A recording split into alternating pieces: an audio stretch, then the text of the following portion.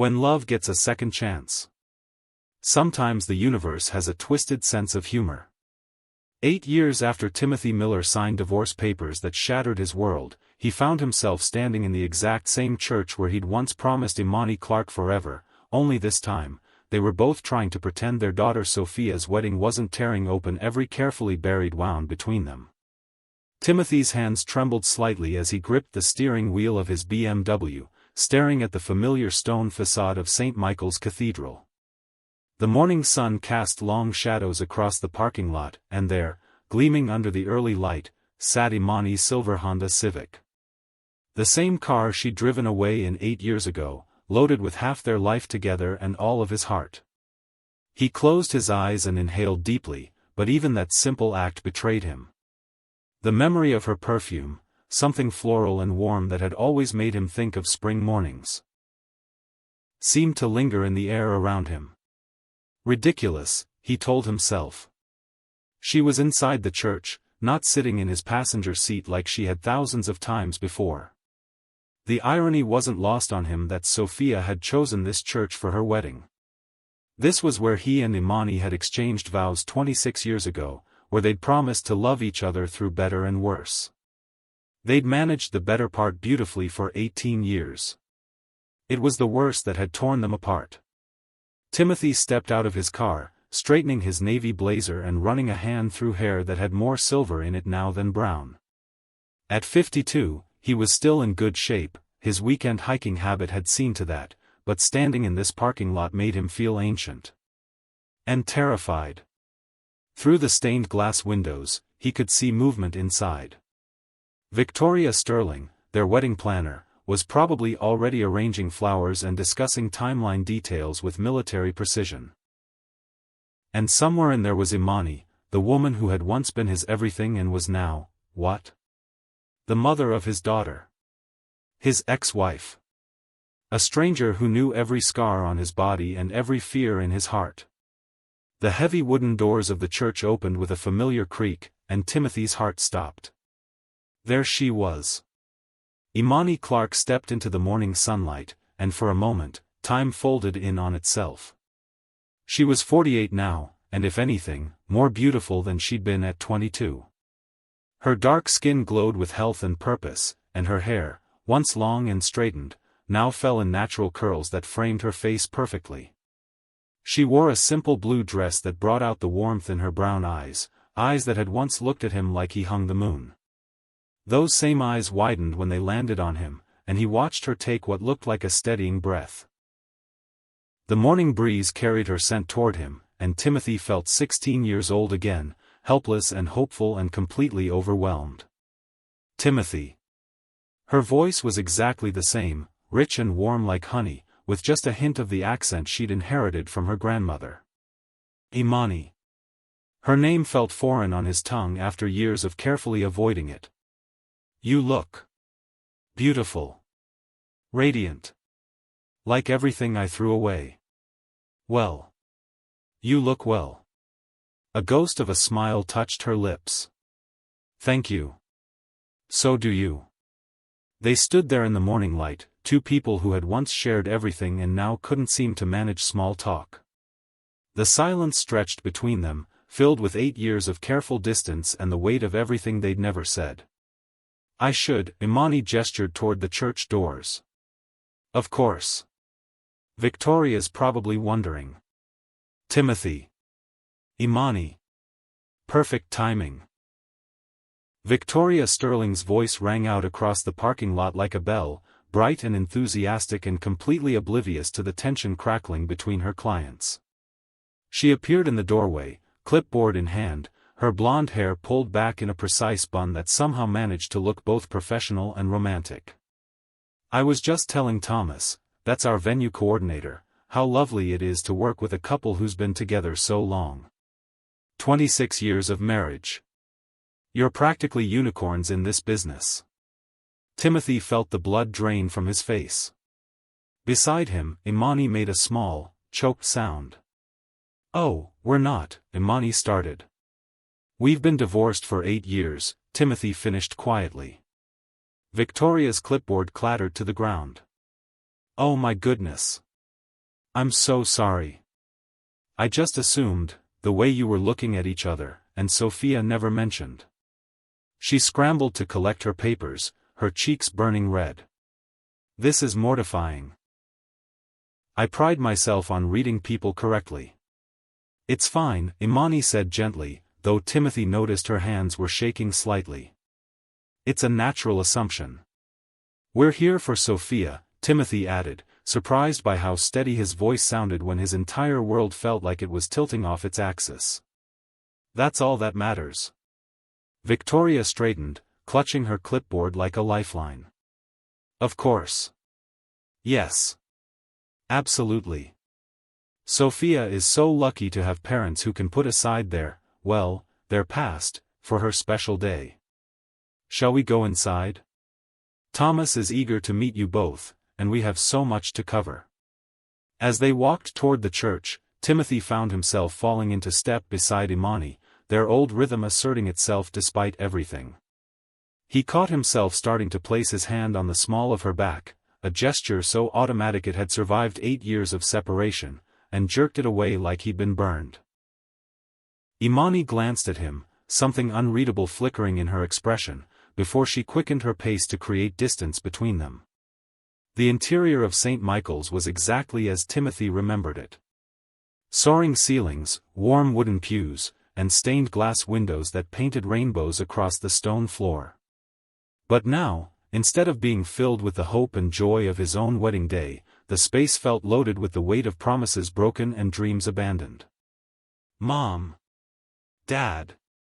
Sophia's voice echoed through the nave, and Timothy's heart lifted despite everything. Their daughter came rushing toward them, looking beautiful and stressed in equal measure. At 24, Sophia had inherited the best of both her parents, Imani's graceful bone structure and warm brown skin, Timothy's height and steady demeanor. But right now, she looked like a woman on the edge of a breakdown. Thank you both for being here, she said, embracing them each in turn. Timothy noticed she held on a little longer than usual, as if she could somehow hold her fractured family together through sheer force of will. Of course, sweetheart, Imani murmured, smoothing Sophia's hair. We wouldn't miss this for the world. Are you okay? Timothy asked, noting the tension in his daughter's shoulders. You seem stressed. Sophia laughed, but it came out a little too high. Stressed? Me? I'm planning a wedding in 6 weeks because our original venue double-booked us, trying to coordinate between two families who barely know each other, and attempting to keep my divorced parents in the same room without bloodshed. Why would I be stressed? Sophia, Imani said softly, reaching for her daughter's hand. I'm sorry, Sophia said immediately. I didn't mean. I know this is awkward for both of you. I want everything to be perfect, you know? This is supposed to be the happiest day of my life, and I feel like I'm constantly worried about managing everyone else's feelings. Timothy and Imani exchanged a look over their daughter's head, the kind of wordless communication that had once been second nature to them. In that moment, their shared concern for Sophia overrode every awkward feeling between them. Hey, Timothy said gently, placing a hand on Sophia's shoulder. Your mom and I are adults. We can handle being in the same room for your wedding planning. Right, Imani? Absolutely, Imani agreed, though Timothy noticed she didn't quite meet his eyes. Your happiness is what matters here. We're going to make sure this wedding is everything you've dreamed of. Sophia's eyes filled with tears. I love you both so much. And I know things didn't work out between you, but seeing you here together, working together for me, it means everything. Before either parent could respond, Victoria Sterling clapped her hands together. Well then. Now that we're all here, shall we begin? Thomas is waiting in the sanctuary with the floor plans. Thomas Davis turned out to be a man in his 50s with kind eyes and an immediately calming presence. He greeted Timothy and Imani with professional warmth, seemingly unbothered by Victoria's earlier revelation about their divorce status. Congratulations on your daughter's engagement, he said, shaking both their hands. "I've been coordinating weddings here for 15 years, and I have to say, the couples who choose St. Michael's tend to have something special. There's just something about this place that brings out the best in people." Timothy tried not to think about how this same sanctuary had witnessed both the highest point of his life and, arguably, the beginning of its slow decline. He and Imani had been so young, so certain that love was enough to conquer anything. They'd been wrong about that, but looking at Sophia now, beautiful, successful, loved, he couldn't regret the journey that had brought them here. "Now," Victoria said, consulting her clipboard, "we have quite a bit to cover today. Seating arrangements, processional order, music selections, and of course, we need to coordinate with the florist and caterer. Thomas, why don't you walk us through the ceremony logistics?" For the next hour, they discussed the practical details of Sophia's wedding. Timothy found himself impressed by his daughter's vision and organization, even as he struggled to focus on flower arrangements and processional music. Every few minutes, his attention would drift to Imani, the way she tucked a curl behind her ear when she was thinking, the soft laugh she gave when Sophia made a joke, the graceful way she moved her hands when she was explaining something. 8 years, and she could still distract him from everything else in the room. "Mr. Miller?" Victoria's voice cut through his reverie. "Did you have a preference for the father-daughter dance song?" Timothy blinked, realizing everyone was looking at him. "I'm sorry, what?" "The father-daughter dance," Sophia repeated gently. "We were discussing music options." "Oh. Right." Timothy felt heat rise in his cheeks. "Whatever you want, sweetheart. It's your day." "Actually," Sophia said, exchanging a glance with her mother, "I was hoping you and Mom could choose together. You both know the songs that mean something to our family." The request hung in the air between them. Choose together. Such a simple phrase, but it carried the weight of everything they'd once been and everything they'd lost. "That's a lovely idea," Victoria chimed in. "Perhaps you could schedule a time to listen to some options together? I have a wonderful playlist of father-daughter dance songs." "We could do that," Imani said quietly. For Sophia, Timothy agreed, though he wondered how he was going to survive sitting in a room with Imani listening to love songs. "Wonderful." Victoria made a note on her clipboard. "Now, shall we discuss the reception venue? I know the timeline is tight, but I think we can make this work beautifully." As the meeting continued, Timothy became increasingly aware of the small details, the way Imani's fingers drummed against her thigh when she was thinking, a habit he'd once found endearing. The way she still reached for her left ring finger when she was nervous, though there had been no ring there for 8 years. The way her eyes would find his across the room and then dart away, like she was testing herself. "I think that covers the major points for today," Thomas finally said, rolling up the floor plans. "You have an excellent foundation for a beautiful ceremony." "Thank you so much," Sophia said, hugging both the wedding planner and venue coordinator. "I feel so much better about everything." As they prepared to leave, Victoria pulled out her phone. "Before you go, could I get a photo? I like to document the planning process, and honestly, you're such a photogenic family." "Oh, we don't need," Timothy started. "Just a quick one," Victoria insisted, already positioning them. Sophia in the middle, parents on either side. "Perfect." Before Timothy could protest further, he found himself standing next to Imani, their daughter between them. Victoria held up her phone, and in the fraction of a second before the camera clicked, Timothy made the mistake of looking at Imani. She was looking back at him, and in her eyes he saw an echo of everything they'd once been, young and hopeful and desperately in love. For just a moment, the years fell away, and they were standing in this same church as newlyweds, believing they could take on the world together. The camera flashed, capturing the moment, and Imani immediately stepped away, the spell broken. "Beautiful," Victoria murmured, reviewing the photo. "You can really see the love in this family." If only she knew, Timothy thought, how complicated love could be. As they walked back toward the parking lot, Sophia fell into step between her parents. "So," she said, in the carefully casual tone that usually meant she was about to ask for something significant, "I was wondering if you two might be willing to meet with Victoria again next week?"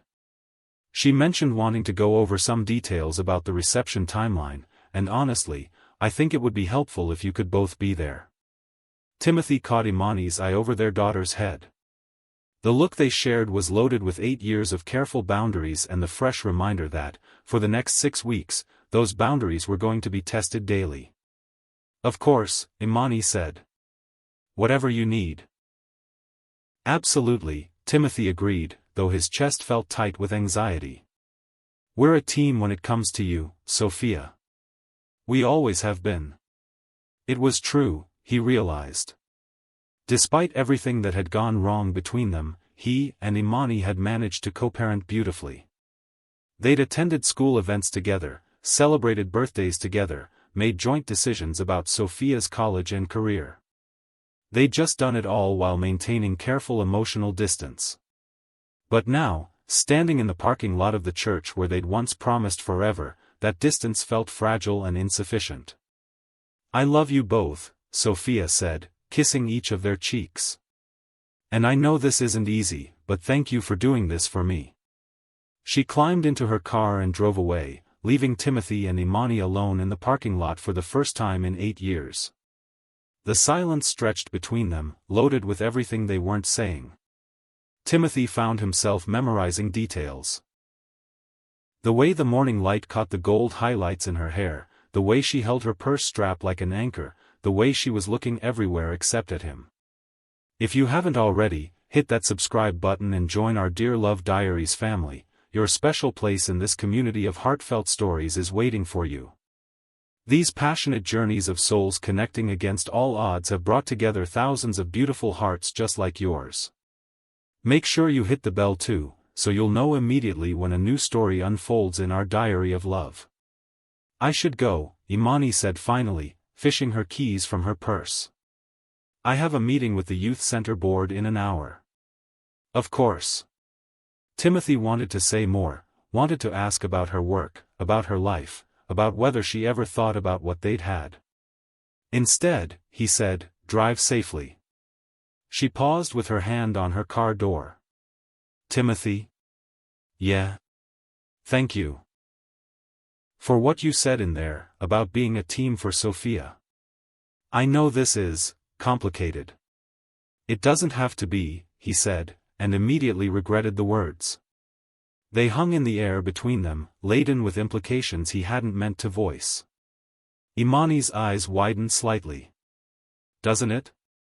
Before he could answer, before he could figure out what he even meant, she was in her car and driving away, leaving him standing alone in the parking lot with the ghost of her perfume and the weight of everything they'd never said. As Timothy watched her taillights disappear around the corner, he realized that the next 6 weeks were going to be either the best thing that had happened to him in 8 years, or they were going to destroy him completely. Looking back at the church, at the stained glass windows that had witnessed both his greatest joy and his most profound loss, Timothy Miller made a decision that terrified him. He was going to find out which one it would be. Chapter 2. Timothy Miller's life had fallen into a comfortable, if solitary, routine over the past 8 years. Monday through Friday, he ran his architectural firm with the same methodical precision that had once driven Imani to distraction.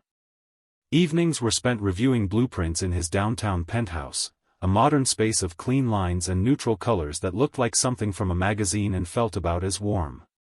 The penthouse had been his statement after the divorce: successful, independent, untouchable. Now it felt like an expensive prison, all glass and steel and echoing emptiness. His weekly dinner with Sophia was the highlight of his existence, the one appointment he never moved or cancelled. Every Thursday at 7, they met at Giuseppe's, a small Italian place that had been Sophia's favorite since she was 12. These dinners had sustained him through the worst of the post-divorce years, giving him a reason to shower, to put on real clothes, to remember that he was more than just work and regret. But now, 48 hours after the church meeting, even Sophia couldn't distract him from the way his world had tilted off its axis. "Dad, you've been stirring that coffee for 5 minutes," Sophia said gently, reaching across the table to still his hand. "It's probably dizzy by now." Timothy looked down at his cup in surprise. She was right, he'd been lost in thought, replaying every moment of Tuesday's meeting. The way Imani had looked in the morning light. The catch in her breath when Victoria assumed they were still married. The moment when their old rhythm had reasserted itself as they walked into the church. "Sorry, sweetheart. I'm a little distracted." "By work?" Sophia asked, though her tone suggested she suspected otherwise. Timothy considered lying. It would be easier, safer. But looking at his daughter, this beautiful, perceptive woman he and Imani had somehow raised despite their spectacular failure as a couple, he found he couldn't. "By your mother," he admitted quietly. Sophia's eyes widened slightly, but she didn't look surprised. "The meeting was harder than you expected." "I thought I was prepared," Timothy said, finally taking a sip of his overstirred coffee. 8 years, you know. I thought I'd moved on." "And you haven't?" The question hung between them, loaded with implications Timothy wasn't sure he was ready to explore. "I don't know. I thought I had. I built a life, I focused on work, I dated a little." He trailed off, realizing how hollow that sounded. "But?" Sophia prompted gently. "But seeing her again." Timothy shook his head. "It's like the past 8 years just disappeared. Like I'm 24 again and completely helpless where she's concerned." Sophia was quiet for a long moment, twirling pasta around her fork with the same methodical precision she'd inherited from him. "Can I ask you something, Dad? And will you promise to answer honestly?" Timothy nodded, though he already dreaded whatever she was about to say. "Do you still love her?" The words hit him like a physical blow. Not because they were unexpected, but because the answer was so immediate, so overwhelming in its certainty. "Yes," he whispered. "God help me, yes. I never stopped." Sophia reached across the table and covered his hand with hers. "Then why didn't you ever try to get her back?" "Because I destroyed us," Timothy said, the words coming out rougher than he'd intended. "Because I was so focused on building the business, on providing for you and your mother, that I forgot to actually be present for either of you. Because by the time I realized what I was losing, it was too late." "Was it, though?" Sophia asked quietly. "Really?" Timothy looked at his daughter, this wise, hopeful young woman who still believed in happy endings, and felt his heart break a little more. "I hurt her, Sophia. Badly. Some things can't be fixed. But some things can be," Sophia said firmly. "People grow, Dad. They change. You're not the same man you were 8 years ago." "How do you know?" "Because you're here with me every Thursday instead of working late.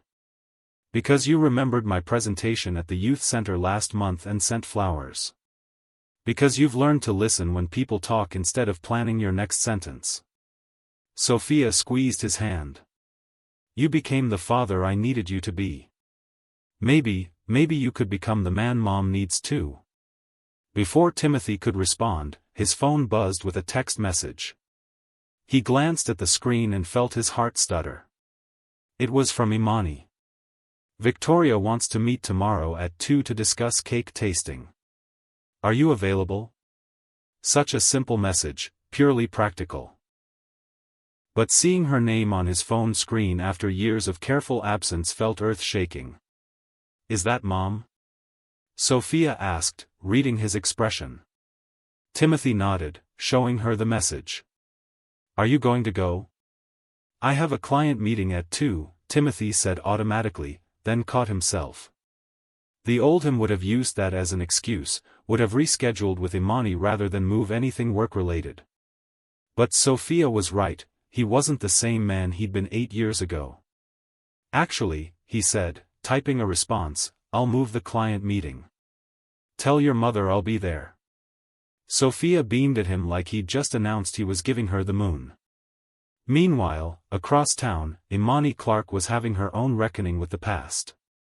The community arts center where she worked was housed in a converted warehouse in one of the city's transitional neighborhoods. When Imani had taken the job as director 6 years ago, the building had been rough around the edges, much like her own life at the time. Now, both had been transformed into something beautiful and purposeful.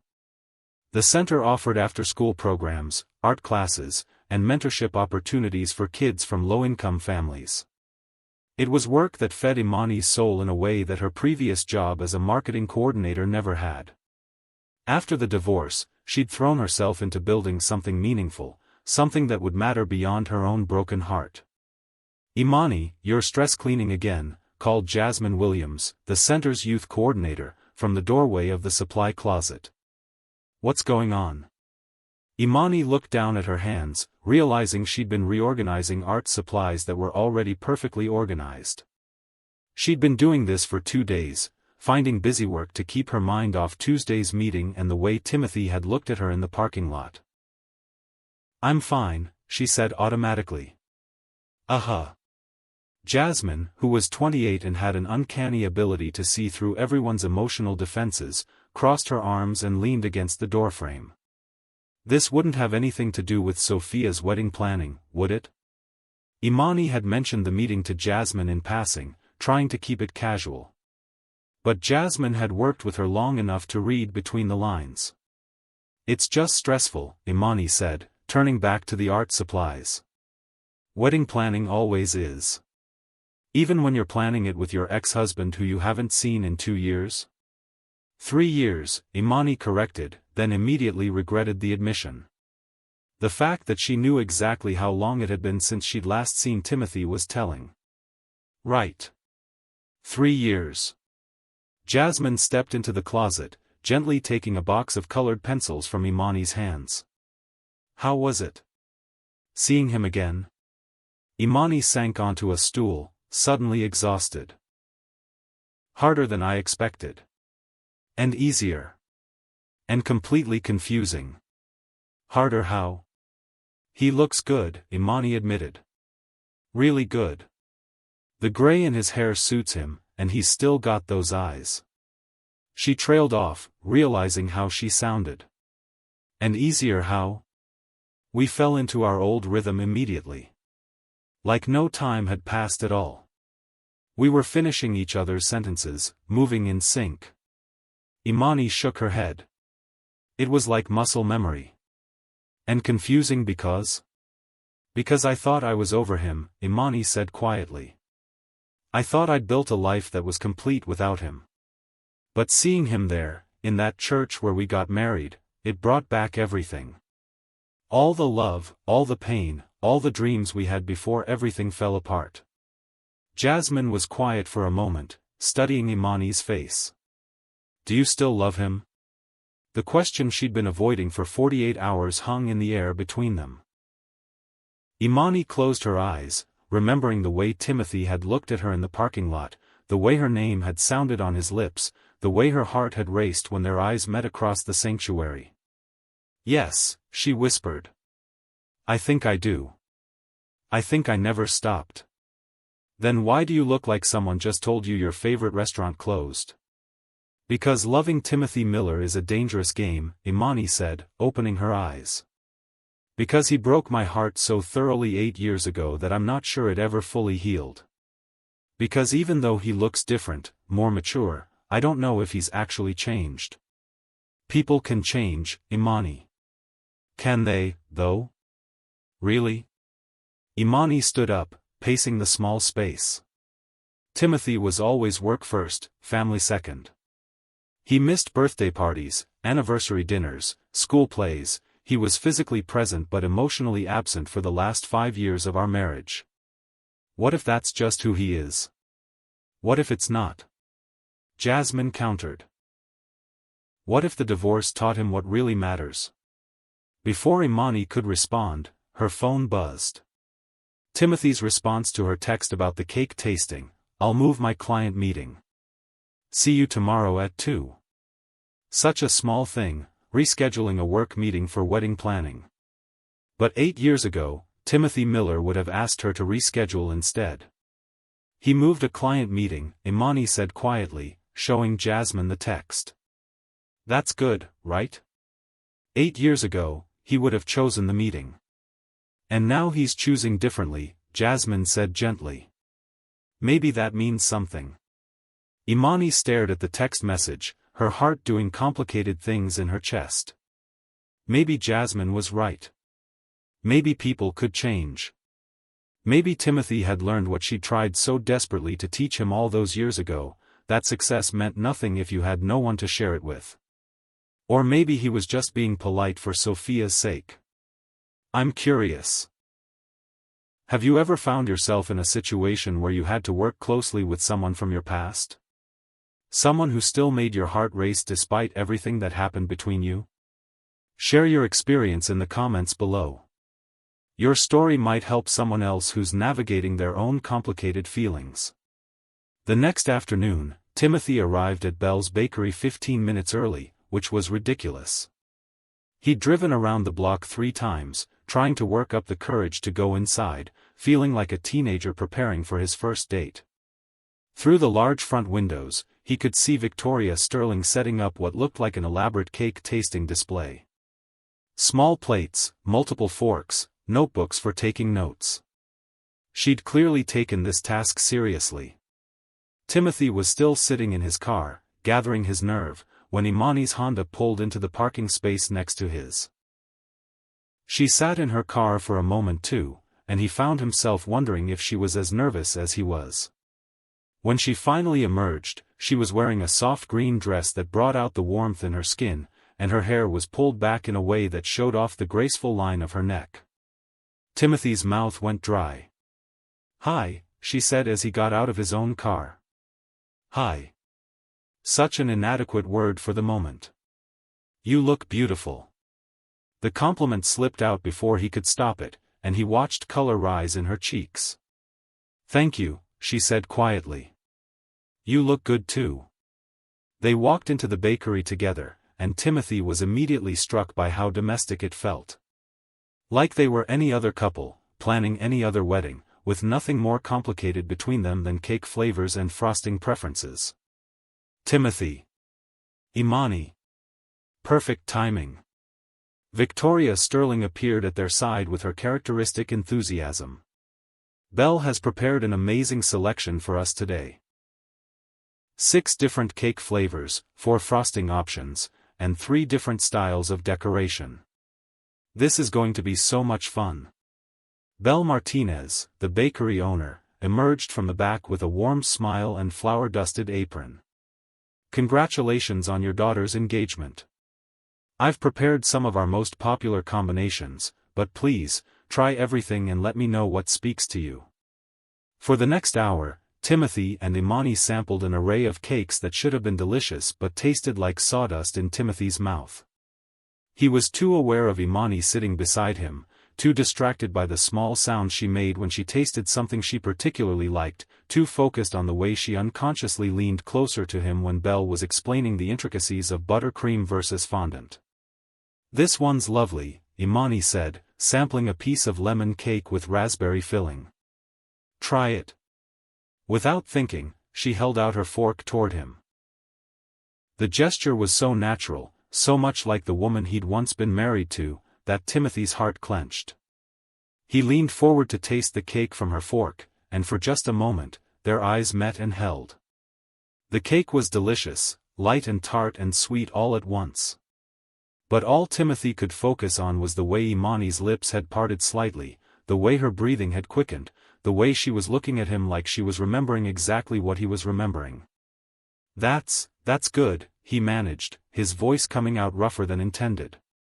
"Very good," Imani agreed, though she was looking at his mouth rather than the cake. "Excellent choice," Victoria exclaimed, making notes on her clipboard and completely oblivious to the charged moment she'd just interrupted. "The lemon raspberry is one of Belle's signatures. Very romantic." They moved through the rest of the tasting in a haze of stolen glances and accidental touches. When Timothy reached for the same water glass as Imani, their fingers brushed and she jerked her hand back like she'd been burned. When she leaned across him to try a different cake sample, her hair brushed against his shoulder and he had to grip his chair to keep from reaching out to touch it. By the time they'd narrowed it down to 3 final options, Timothy was ready to crawl out of his skin with awareness. "I think we should let Sophia make the final decision between these 3, Imani said, her voice carefully controlled. "It is her wedding, after all." "Agreed," Timothy said, though honestly, he couldn't remember what any of the cakes had tasted like. His entire focus had been on the woman sitting beside him, on the way she still tucked her hair behind her ear when she was thinking, on the soft sound she made when she was considering something carefully. "Wonderful," Victoria said, packing up her notes. "I'll arrange for Sophia to come in later this week for the final tasting. Belle, thank you so much for accommodating us today." As they prepared to leave, Belle handed them each a small box.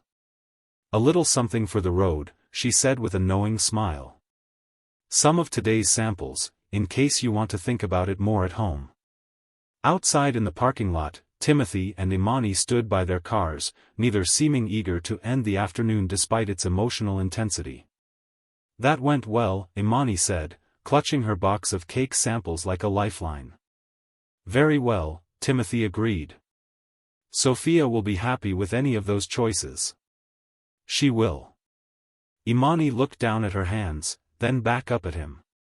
"Timothy?" "Yeah?" "Thank you for rescheduling your meeting today. I know how important your work is to you." The words hung between them, loaded with the weight of their history. Work had been the third person in their marriage, the mistress that had ultimately stolen Timothy's attention and affection until there was nothing left for his wife. "Sophia is more important," he said simply. "You're both more important." Imani's eyes widened at the admission, and Timothy realized he'd revealed more than he'd intended. But looking at her standing there in the afternoon sunlight, beautiful and distant and achingly familiar, he found he didn't care. "I should go," she said finally, but she didn't move toward her car. "So should I," Timothy agreed, making no move to leave either. They stood there in the parking lot, 2 people who had once shared everything and now couldn't seem to figure out how to say goodbye.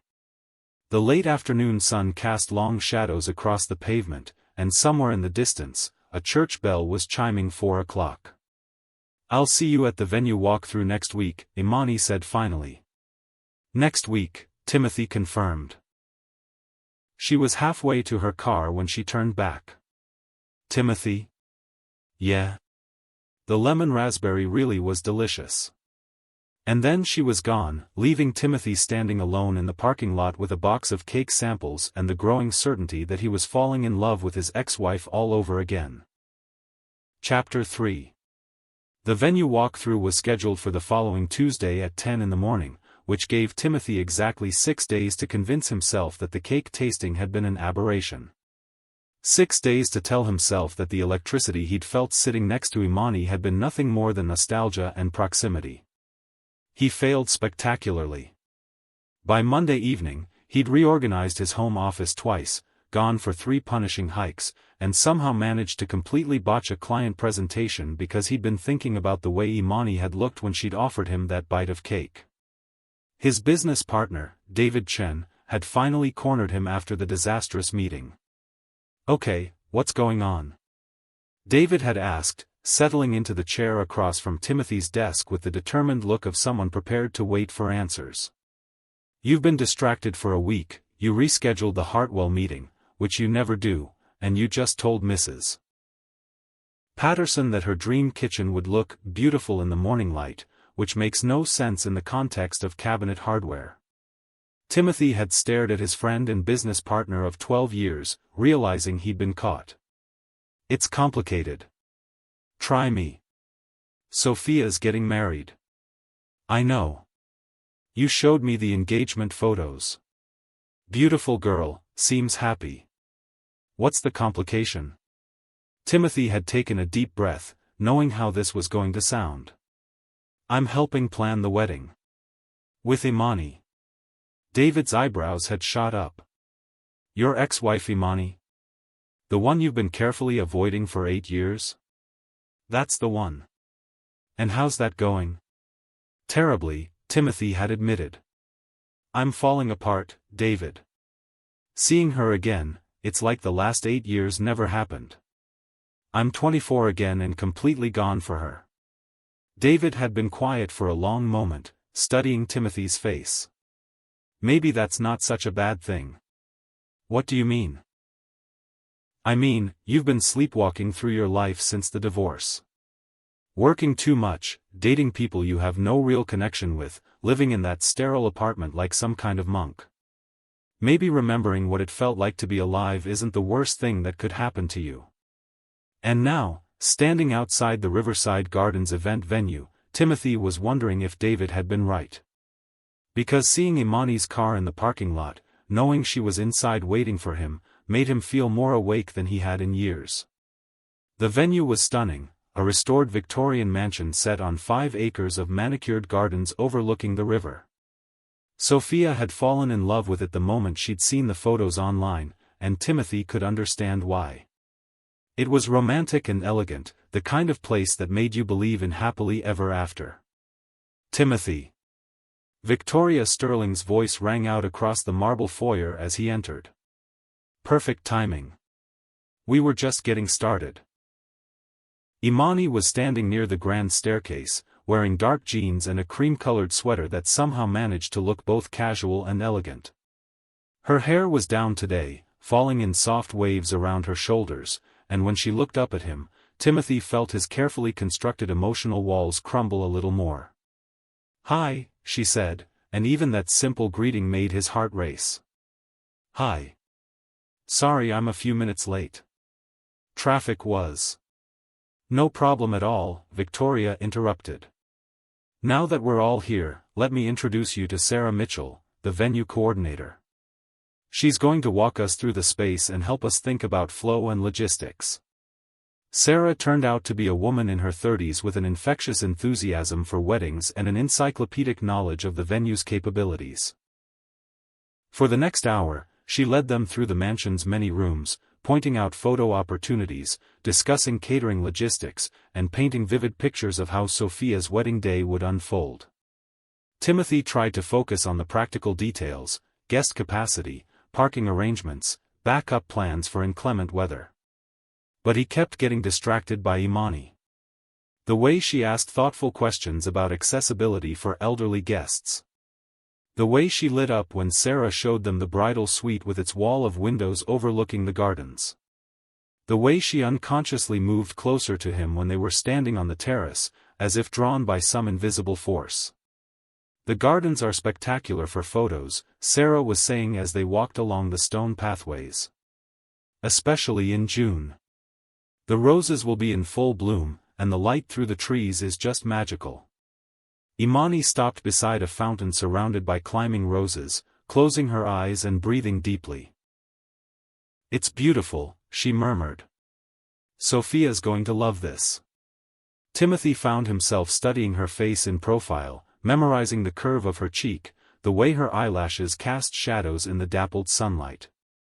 She looked peaceful in a way he hadn't seen in years, and he was struck by how much he'd missed simply watching her be happy. "Mr. Miller?" Sarah's voice broke through his reverie. "What do you think about the ceremony location?" Timothy blinked, realizing he'd been caught staring. "I'm sorry, what?" "The ceremony," Victoria repeated, consulting her clipboard. "We were discussing whether to hold it in the garden pavilion or inside the ballroom, given the June timeline." "Oh. Right." Timothy forced himself to focus on the practical question at hand. "What are the pros and cons of each?" As Sarah launched into a detailed comparison of the two spaces, Timothy became acutely aware that Imani was watching him with a puzzled expression. He tried to pay attention to the venue coordinator's explanations, but his concentration kept fracturing under the weight of Imani's gaze. Finally, when Sarah paused to take a phone call from another client, Imani moved closer to him. "Are you okay?" she asked quietly. "You seem distracted." The concern in her voice nearly undid him. This was the Imani he remembered from their marriage, the woman who could read his moods better than he could, who always knew when something was bothering him even when he tried to hide it. "I'm fine," he said automatically. She tilted her head, studying his face with those warm brown eyes that had always seen too much. "You're stress cleaning again." "What?" "You're doing that thing where you straighten your collar when you're anxious. You used to do it before big presentations, or when we had to go to your mother's dinner parties." Timothy looked down at his hands in surprise. She was right, he had been adjusting his collar unconsciously. The fact that she remembered such a small detail about him, that she was still reading his body language after 8 years apart, sent a jolt through his system. "Some habits die hard," he said softly. "Some do," Imani agreed, and there was something in her tone that made him look at her more closely. They were standing close together under the pergola, surrounded by climbing roses and the soft sound of water from the nearby fountain. The morning light filtered through the leaves above them, casting dancing shadows across Imani's face, and Timothy was suddenly transported back to their own wedding day. They'd taken photos in a garden very much like this one, laughing and kissing and believing they had forever ahead of them. "Imani," he said, not sure what he was going to say next, only knowing that he needed to say something, anything, to bridge the gap between what they'd been and what they were now. "Yes?" Her voice was barely above a whisper. Sorry about that." Sarah's voice cut through the moment like a knife. "Wedding emergency at another venue. Where were we?" The spell was broken. Imani stepped back, putting distance between them, and Timothy felt the loss like a physical ache. "We were discussing ceremony locations," Victoria said briskly. "I think the garden pavilion would be lovely, assuming we have a solid backup plan for weather." "Absolutely," Sarah agreed. "Now, shall we look at catering options? I have some sample menus in my office." The rest of the walkthrough passed in a blur of practical decisions and logistical planning. Timothy managed to focus better on the details, menu selections, bar packages, timeline coordination, but he remained hyper-aware of Imani's presence beside him. Every time their hands accidentally brushed when reaching for the same menu, every time their shoulders touched when leaning over table layouts, every time their eyes met across a conversation about centerpieces, he felt the same electric jolt. By the time they finished, Timothy's nerves were stretched thin with the effort of maintaining professional composure while every cell in his body was screaming at him to just reach out and touch her, to say all the things he'd been holding back for 8 years. "I think that covers everything for today," Sarah said as they prepared to leave. "You have a beautiful vision for this wedding, and I think Sophia is going to be absolutely thrilled." "Thank you so much," Imani said warmly. "This is going to be perfect for her." Outside in the parking lot, Timothy found himself once again reluctant to say goodbye. The morning had been simultaneously wonderful and torturous, wonderful because he'd gotten to spend time with Imani, torturous because every moment reminded him of what he'd lost. "That went well," Imani said, echoing her words from the bakery the week before. "Very well," Timothy agreed. "The venue is perfect for Sophia." "It is." Imani shifted her purse strap, a nervous gesture he remembered from their marriage. "Timothy, can I ask you something?" His heart rate spiked. "Of course." "Back there, in the garden, what were you going to say?" The question hung between them, loaded with possibilities and dangers. Timothy could play it safe, could deflect and pretend he'd been about to make some innocuous comment about the flowers or the photography options. That would be the smart thing, the careful thing. Instead, he found himself telling the truth. "I was going to say that standing there with you reminded me of our wedding day. The garden, the light, you looked exactly the same as you did 26 years ago when I promised to love you forever." Imani's intake of breath was sharp and audible. "Timothy." "I know," he said quickly. "I know it's complicated, and I know I have no right to say things like that. But you asked what I was going to say, and that's the truth." For a long moment, they stood there in the parking lot, the weight of his admission settling between them.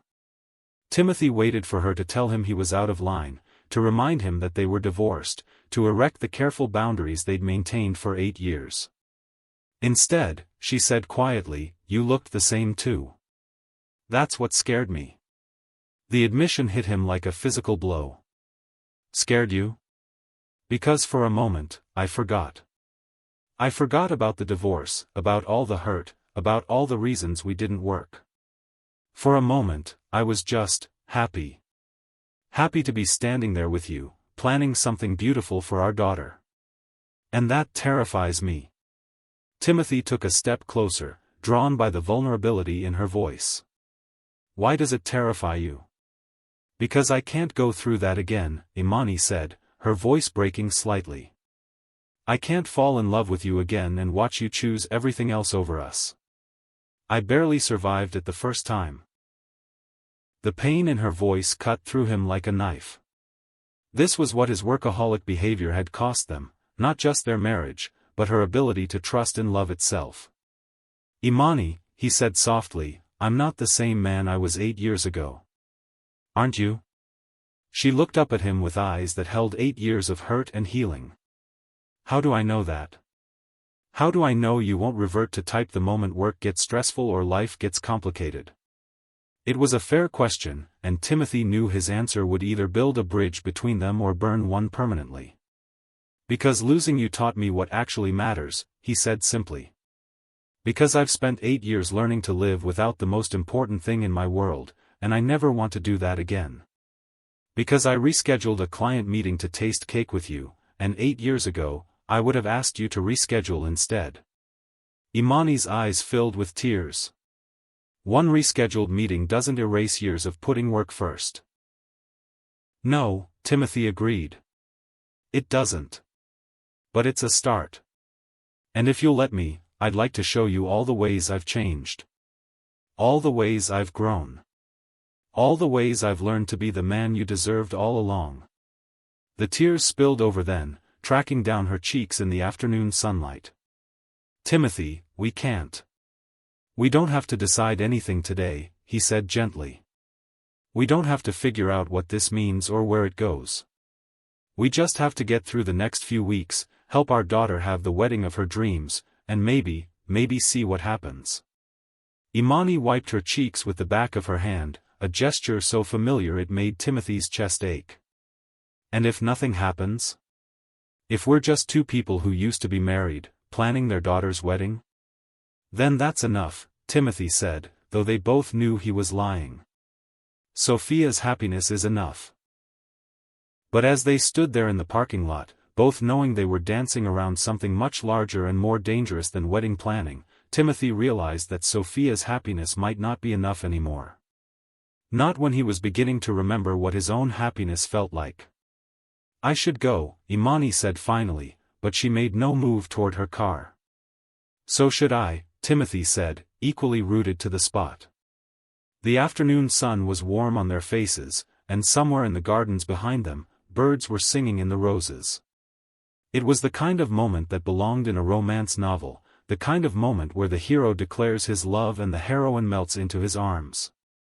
Instead, they stood there, two middle-aged people with a complicated history and an uncertain future, trying to figure out how to say goodbye. Next week is the florist consultation, Imani said finally. Next week, Timothy confirmed. And as she drove away, Timothy realized that he was no longer dreading these wedding planning appointments. Instead, he was counting the days until he could see her again, which was either the best thing that had happened to him in 8 years, or the beginning of his complete emotional destruction. At this point, he was no longer sure he cared which one it turned out to be. Chapter 4. The florist consultation was scheduled for Thursday afternoon at Petals and Stems, a boutique flower shop in the arts district where Imani worked. Timothy arrived early, as had become his habit, and spent 10 minutes sitting in his car watching Imani through the shop windows as she examined centerpiece options with Victoria Sterling. She was wearing a flowing navy dress that moved like water when she walked, and her hair was twisted up in a casual knot that exposed the elegant line of her neck.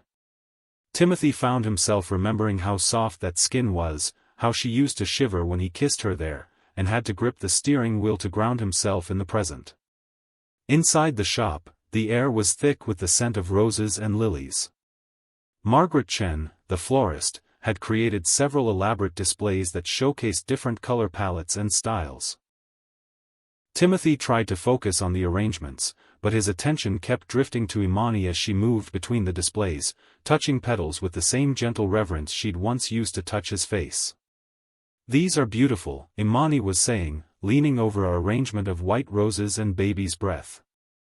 "Very classic, very elegant. But maybe a little too traditional?" Victoria suggested. "Sophia strikes me as someone who might want something with a bit more personality." "You're right," Imani agreed, moving to examine a more contemporary arrangement featuring burgundy dahlias and eucalyptus. "This has more character. What do you think, Timothy?" She turned to include him in the conversation, and Timothy realized he'd been caught staring again. "It's lovely," he managed. "The colors are rich." What he didn't say was that the deep red of the dahlias reminded him exactly of the dress Imani had worn to their rehearsal dinner, the one that had made him unable to think about anything except how beautiful she was.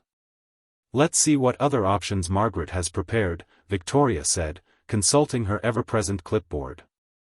For the next hour, they worked their way through various floral combinations while Margaret explained the symbolism and seasonality of different flowers. Timothy found himself relaxing into the process, enjoying the way Imani's face lit up when she saw something particularly beautiful, the way she asked thoughtful questions about sustainability and flower meanings. It felt domestic and comfortable in a way that both thrilled and terrified him. This was what he'd missed most about their marriage, not just the grand romantic gestures, but the simple pleasure of making decisions together, of sharing small discoveries and quiet moments. "Oh, this is perfect," Imani breathed, stopping in front of an arrangement that combined white peonies with soft pink roses and trailing greenery. "It's romantic but not overly formal, and the colors would be beautiful with the venue gardens." "I love it," Timothy said immediately, and he wasn't just talking about the flowers. "It's gorgeous," Victoria agreed. "Very, garden party meets fairy tale. I think Sophia would adore this." As Margaret began discussing quantities and pricing, Timothy noticed Imani checking her phone with a slight frown. "Everything okay?" he asked quietly. "Just work," she said, but her voice carried a note of stress that hadn't been there before. "We're having some issues with our funding for the summer program, and the board meeting is tomorrow." "Anything serious?" Imani hesitated, then seemed to decide she could share with him. "One of our major donors is pulling out. It's not catastrophic, but it means we'll have to cut some programs unless we can find replacement funding quickly." Timothy felt an immediate urge to help, to solve the problem the way he'd always tried to solve everything during their marriage. But something, maybe the conversation in the parking lot the week before, maybe 8 years of hard-learned lessons, made him pause and ask instead of acting. "Is there anything I can do to help?" Imani looked surprised by the question. "Oh, no, I couldn't ask you to." "You're not asking. I'm offering." Timothy kept his voice gentle, remembering how she'd always bristled when he tried to swoop in and fix things without being invited. "I know people in the business community. Maybe I could make some introductions." The offer hung between them, and Timothy held his breath, hoping he'd manage to thread the needle between helpful and presumptuous. "That's actually really thoughtful," Imani said slowly. "I'd appreciate any connections you might have." The simple acceptance of his help felt like a victory. Not because he needed to be needed, but because she trusted him enough to let him into this part of her life. "I'll make some calls," he promised. "Send me the information about the program, and I'll see what I can do." Their conversation was interrupted by Margaret presenting the final floral proposal. The numbers were substantial, weddings were expensive, but reasonable for the level of artistry involved. "I think we should present this to Sophia and let her decide," Imani said. "She's the one who has to love it." "Agreed," Timothy said. "Should we schedule a time for her to see the samples?" As they coordinated schedules with Victoria and Margaret, Timothy was struck by how naturally he and Imani had fallen into partnership mode. They weren't just coexisting for Sophia's sake, they were actually working well together, complementing each other's strengths and perspectives. Outside in the parking lot, they lingered again, neither seeming eager to end their time together. "Thank you," Imani said, "for offering to help with the funding situation. You didn't have to do that."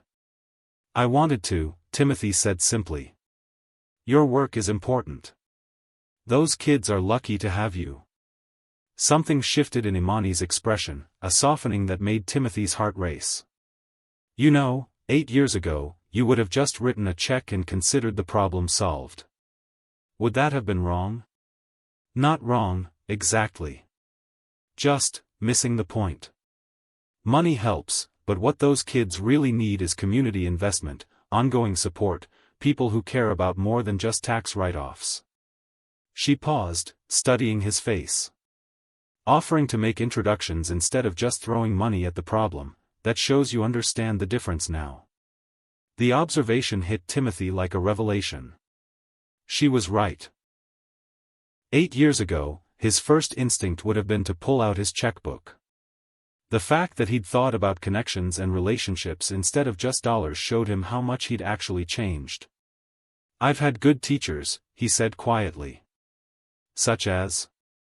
"Losing you taught me that relationships matter more than solutions. That sometimes people need support more than they need saving." Timothy took a breath, knowing he was venturing into dangerous territory. That love isn't about fixing everything for someone, it's about standing beside them while they fix it themselves. Imani's eyes widened at the admission, and Timothy realized he'd used the word love without meaning to.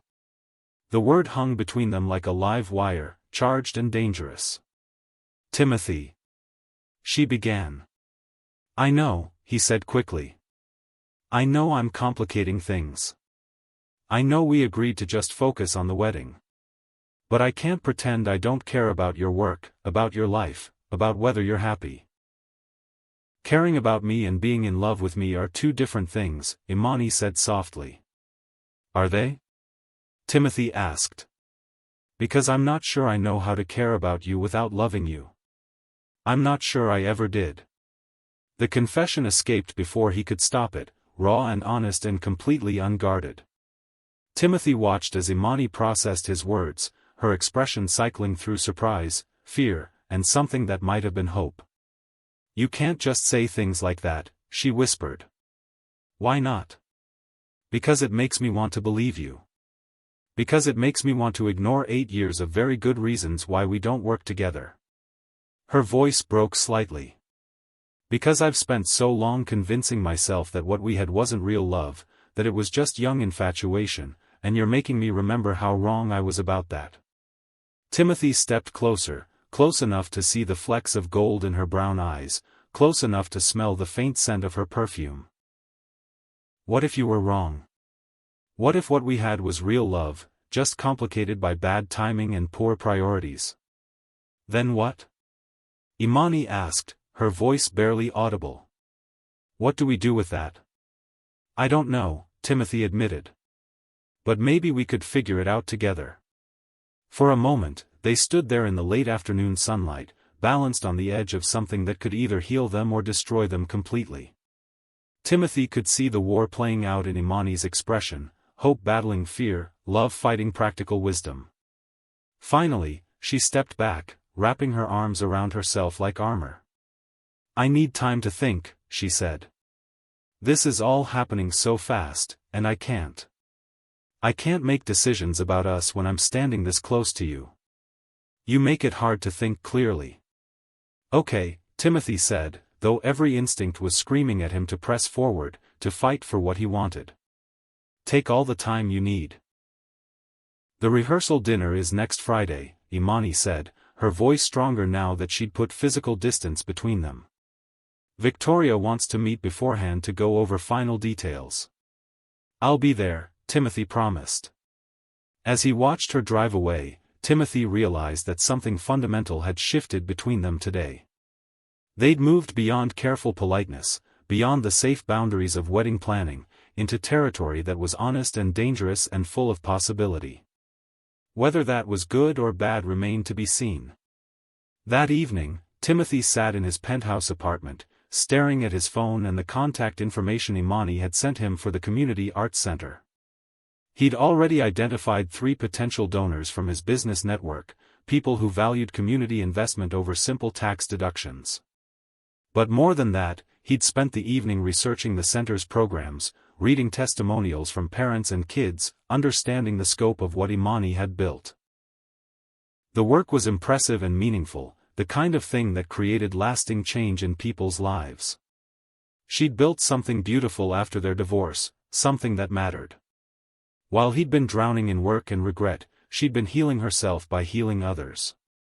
The realization filled him with pride and a deep, aching admiration for the woman she'd become.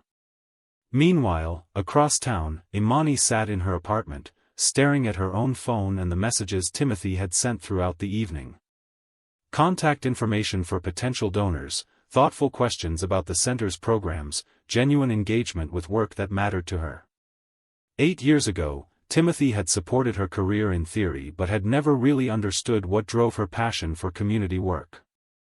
He'd seen it as a nice hobby, something to keep her busy while he focused on building their financial future. Tonight, his messages showed a man who not only understood the importance of her work but respected it, wanted to contribute to it, saw it as valuable in its own right rather than as an extension of his own success. It was exactly the kind of support she'd always hoped for and never received during their marriage. The irony wasn't lost on her that Timothy Miller had finally become the partner she'd always needed him to be, 8 years too late and after they'd already destroyed each other.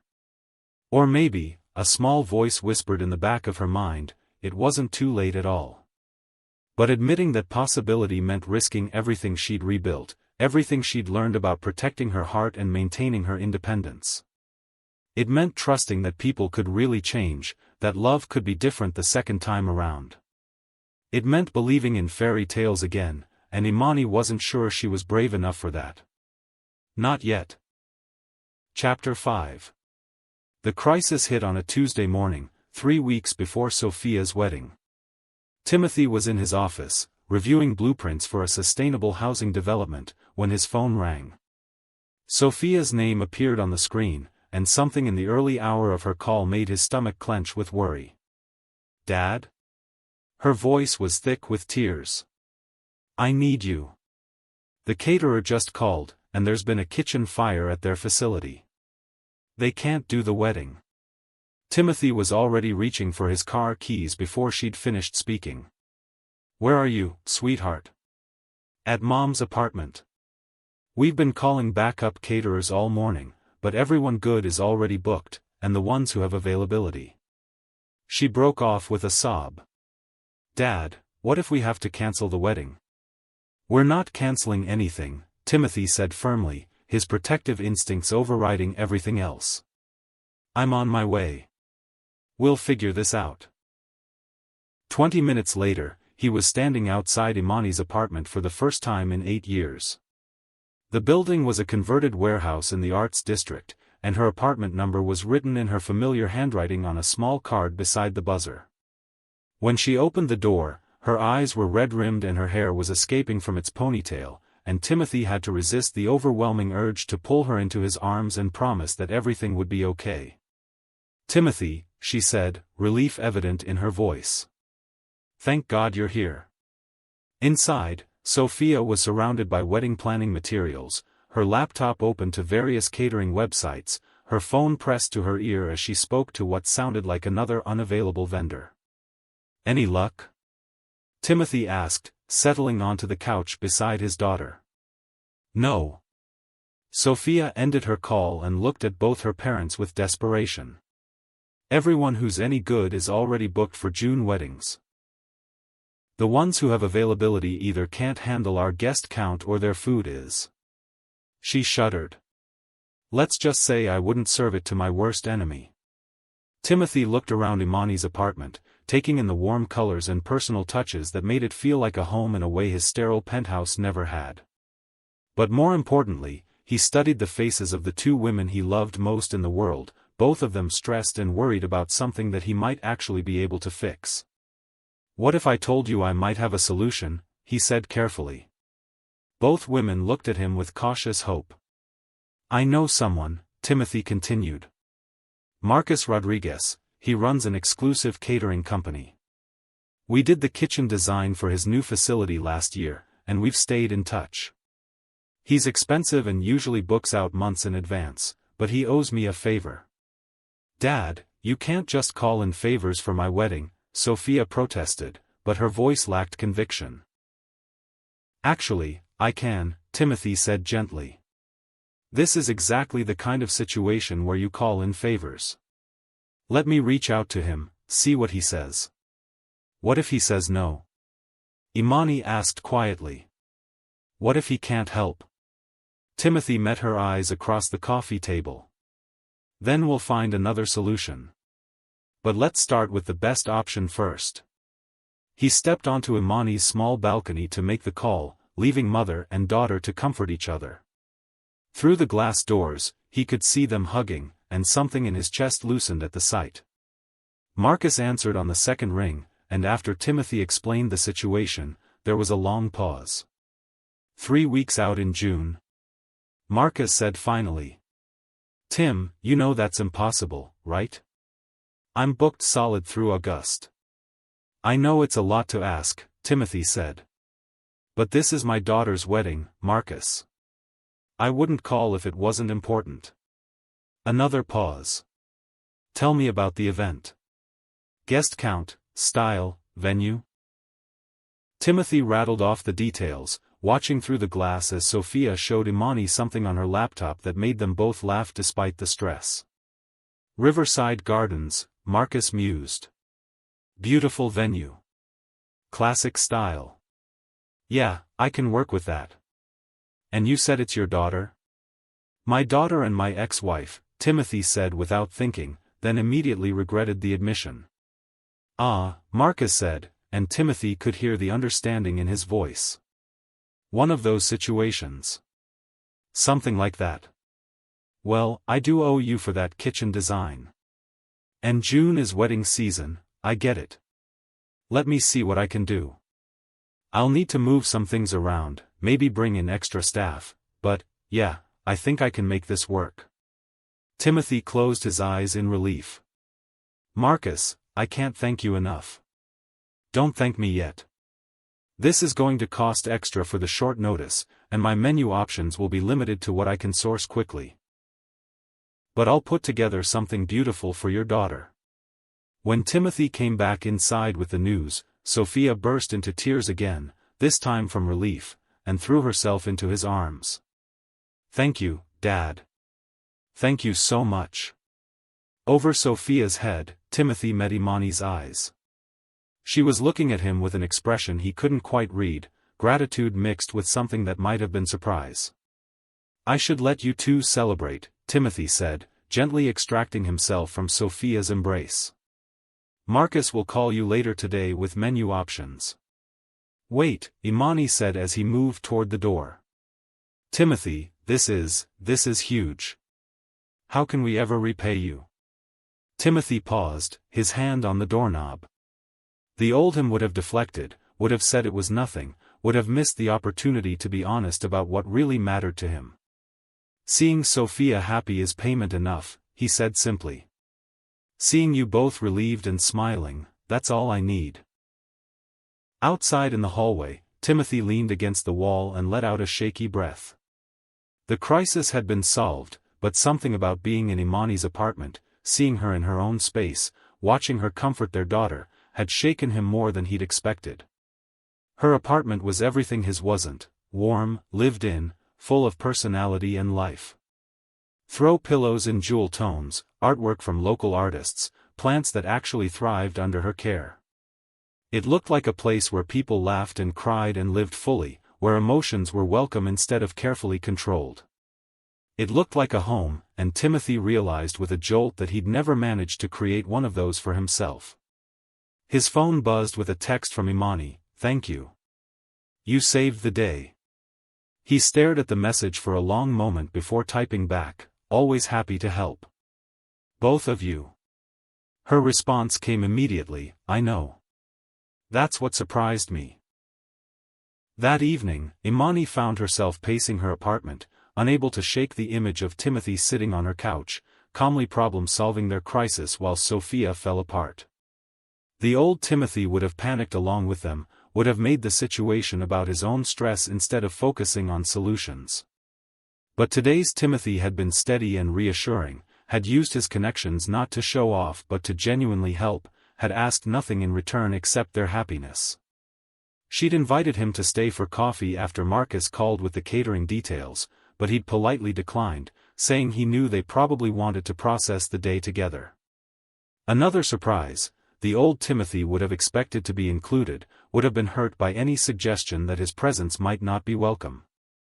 This Timothy had read the room perfectly, had understood that mother and daughter needed time to decompress together. It was the kind of emotional intelligence he'd never possessed during their marriage, the kind of consideration she'd begged him to develop for years. Her phone rang, interrupting her thoughts. Sophia's name appeared on the screen. "Mom, are you okay?" Sophia asked without preamble. "You seemed kind of quiet after Dad left." Imani settled onto her couch, tucking her legs beneath her. "I'm fine, sweetheart. Just processing everything. It was pretty amazing, what he did today." "It was," Imani agreed carefully. "Mom," Sophia said, her tone shifting to the one she'd used as a teenager when she was about to say something her parents might not want to hear. "Can I ask you something?" "Of course. Do you still love Dad?" The question hung in the air between them, the same question Jasmine had asked weeks ago, the same question Imani had been avoiding answering honestly even to herself. "Sophia. I know it's complicated," Sophia said quickly. "I know you guys had your reasons for getting divorced, and I'm not trying to interfere. But watching you two together these past few weeks, there's still something there, isn't there?" Imani closed her eyes, leaning back against her couch cushions. "It's not that simple, baby." "Why not?" "Because loving someone and being able to build a life with them are two different things. Because people don't always change as much as we hope they do. Because sometimes love isn't enough. But sometimes it is, right?" Sophia's voice was soft, hopeful. "Sometimes people do change, and sometimes love gets a second chance to get it right." The hope in her daughter's voice broke Imani's heart. "Sophia, are you asking because you want your parents back together, or because you genuinely think we could make it work?" There was a long pause before Sophia answered. "Both, I guess. I've always wondered what would have happened if you guys had tried harder, gone to counseling, worked through your problems instead of just giving up." "We didn't give up," Imani said quietly. "We tried everything we knew how to try. Sometimes two people can love each other deeply and still not be right for each other. And sometimes," Sophia said, "they just need time to grow into the people they were meant to be all along." After they hung up, Imani sat in her quiet apartment, thinking about growth and second chances and the way Timothy had looked at her that afternoon when he'd promised to fix their catering crisis. He had changed. Not just in small ways, but fundamentally. The man who had sat on her couch today was someone who listened before speaking, who considered others' needs before his own, who understood that love was expressed through presence and attention rather than grand gestures and problem-solving. The question was whether she was brave enough to trust that change, to risk her heart on the possibility that this time could be different. Sometimes love requires us to face our deepest fears about getting hurt again. Have you ever had to choose between protecting your heart and taking a chance on love? I'd love to hear your thoughts in the comments. And if these emotional journeys speak to your heart, don't forget to subscribe so you never miss a story that might touch your soul exactly when you need it most. The next few days passed in a whirlwind of wedding preparations. Marcus Rodriguez proved to be every bit as talented as Timothy had promised, creating a menu that perfectly balanced elegance with comfort, sophistication with heart.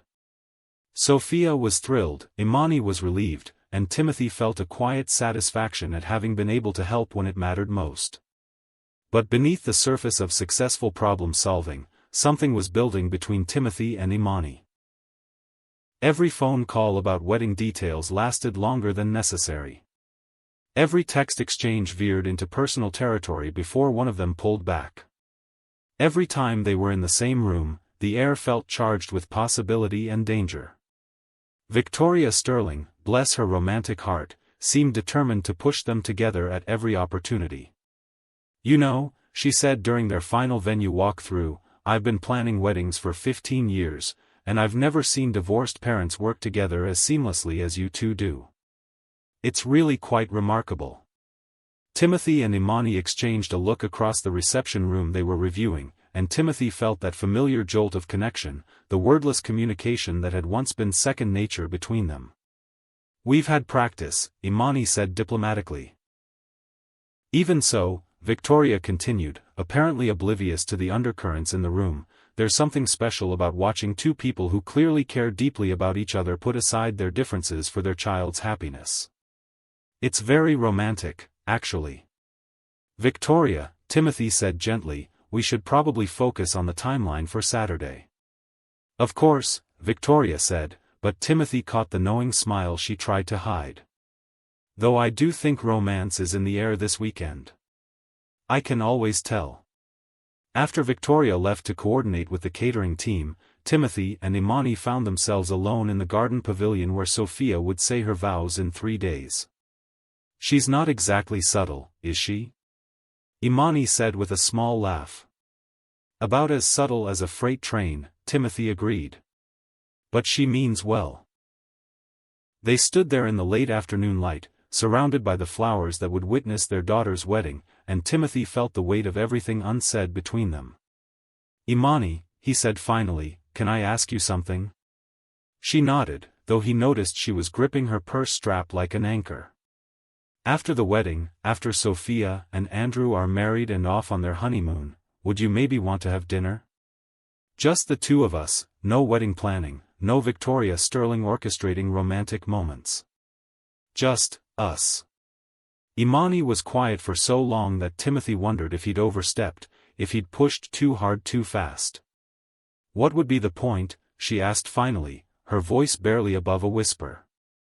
"The point would be finding out if what we've been feeling these past few weeks is real, or if it's just wedding nostalgia and proximity. And if it's real?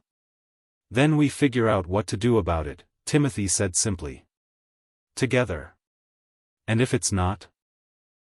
Then we go back to our separate lives, and we'll always have these few weeks of remembering what it felt like to be us again." Imani looked up at him then, and Timothy saw fear and hope warring in her expression. "You make it sound so simple." "Maybe it is simple," Timothy said. "Maybe we're the ones making it complicated." "Timothy," she began. "You don't have to answer now," he said quickly. "Think about it. After the wedding, when things are calmer, when you've had time to process everything that's happened between us, just think about it." Before she could respond, Thomas Davis appeared with a clipboard and a question about chair arrangements, and the moment was lost. But as they worked through the final logistics for Sophia's wedding, Timothy caught Imani glancing at him with an expression he couldn't quite read. Hope, maybe. Or terror. Or both. 3 days later, the morning of Sophia's wedding dawned clear and bright, with the kind of perfect June weather that made people believe in fairy tales. Timothy stood in his hotel room, adjusting his tie for the 10th time and trying to calm his nerves. Today was about Sophia. Today was about celebrating their daughter's happiness and the beginning of her new life with Andrew. Today was not about the fact that he'd barely slept for thinking about Imani, about the conversation they'd had in the garden pavilion, about the possibility that after today everything between them would change.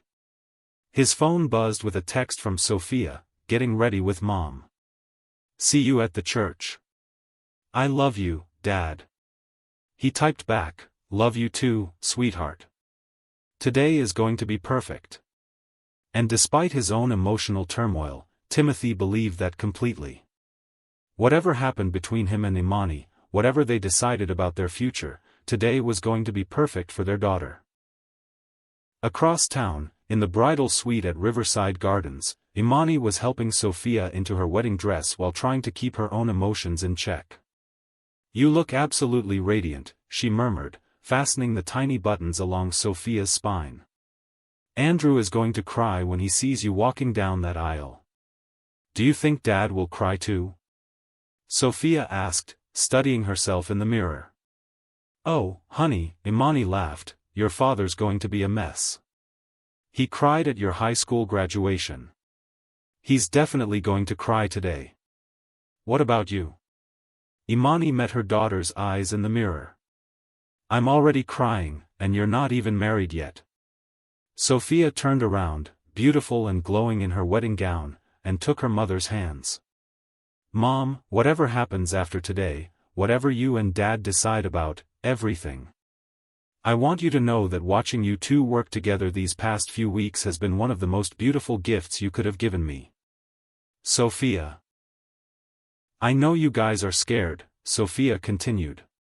"I know there's a lot of history and hurt between you. But I also know that what you had was real, and what you could have again could be even better. You're both different people now. Better people. Maybe that's enough." Before Imani could respond, Simone Taylor knocked on the door, announcing that it was time to head to the ceremony site. As they made their way through the gardens toward the pavilion where guests were already gathering, Imani caught sight of Timothy standing near the altar in his navy suit, and her breath caught in her throat. He was indeed going to cry. She could see it in the way he was standing, the careful control he was maintaining over his emotions. But more than that, he looked happy in a way she hadn't seen in years. Content and proud and genuinely joyful. This was the man she'd fallen in love with 26 years ago, the man she'd married in another church on another perfect June day. But it was also the man he'd become over the past 8 years, more patient, more present, more emotionally aware. As their eyes met across the gathered wedding guests, Timothy smiled at her with such warmth and affection that Imani felt her carefully constructed walls crumble a little more. Maybe Sophia was right. Maybe they were different people now. Maybe that was enough. Maybe it was time to find out. Chapter 6. The ceremony was everything Sophia had dreamed it would be and more. The garden pavilion was transformed into something magical, with climbing roses and trailing ivy creating a natural cathedral. White chairs were arranged in gentle curves facing the altar, where Timothy stood with Andrew and his brother, the best man. The late afternoon light filtered through the leaves above, casting dancing shadows that seemed to bless the gathering with nature's own benediction. Timothy's hands were shaking slightly as he watched the processional begin. First came Simone Taylor, radiant in dusty rose and carrying a bouquet of white peonies and soft pink roses, the exact combination Imani had chosen at the florist consultation. Then Margaret Cole, Andrew's mother, was escorted to her seat by Thomas Davis, who had volunteered to help with the family logistics. The string quartet began the opening notes of Canon in D, and every head turned toward the back of the garden. Timothy's breath caught as Imani appeared at the head of the aisle, stunning in a navy dress that complemented her skin tone perfectly. But it wasn't just her beauty that stopped his heart, it was the radiant smile on her face, the joy that seemed to emanate from her very being. As the mother of the bride, she walked alone down the petal-strewn path, and Timothy found himself remembering their own wedding day, when she'd walked toward him with that same luminous happiness. The same trust, the same hope, the same absolute certainty that love could conquer anything. Their eyes met as she took her seat in the front row, and Timothy felt something shift in his chest. Not the painful recognition of loss that had characterized their interactions for years, but something warmer and more hopeful. Something that felt like possibility. The music swelled, and everyone rose as Sophia appeared at the back of the aisle. Timothy's vision blurred with tears as he saw his daughter, their daughter, transformed into the most beautiful bride he'd ever seen. The dress was perfect, the flowers were perfect, but most importantly, Sophia was glowing with happiness and love. As she walked toward Andrew, Timothy caught fragments of the love story they'd created together. How they'd met in college, how Andrew had proposed during a hiking trip to the mountains where they'd shared their first adventure, how they'd built a relationship based on mutual respect and shared values. It was everything Timothy and Imani had once had, and everything they'd lost when life got complicated. "Who gives this woman to be married to this man?" the minister asked when Sophia reached the altar. "Her mother and I do," Timothy said, his voice steady despite the tears streaming down his face. He kissed Sophia's cheek, whispered, "I love you, sweetheart," and then took his place beside Imani in the front row. Sitting next to her during the ceremony was both torture and bliss. He was hyper-aware of every breath she took, every soft sound of emotion she made as their daughter exchanged vows.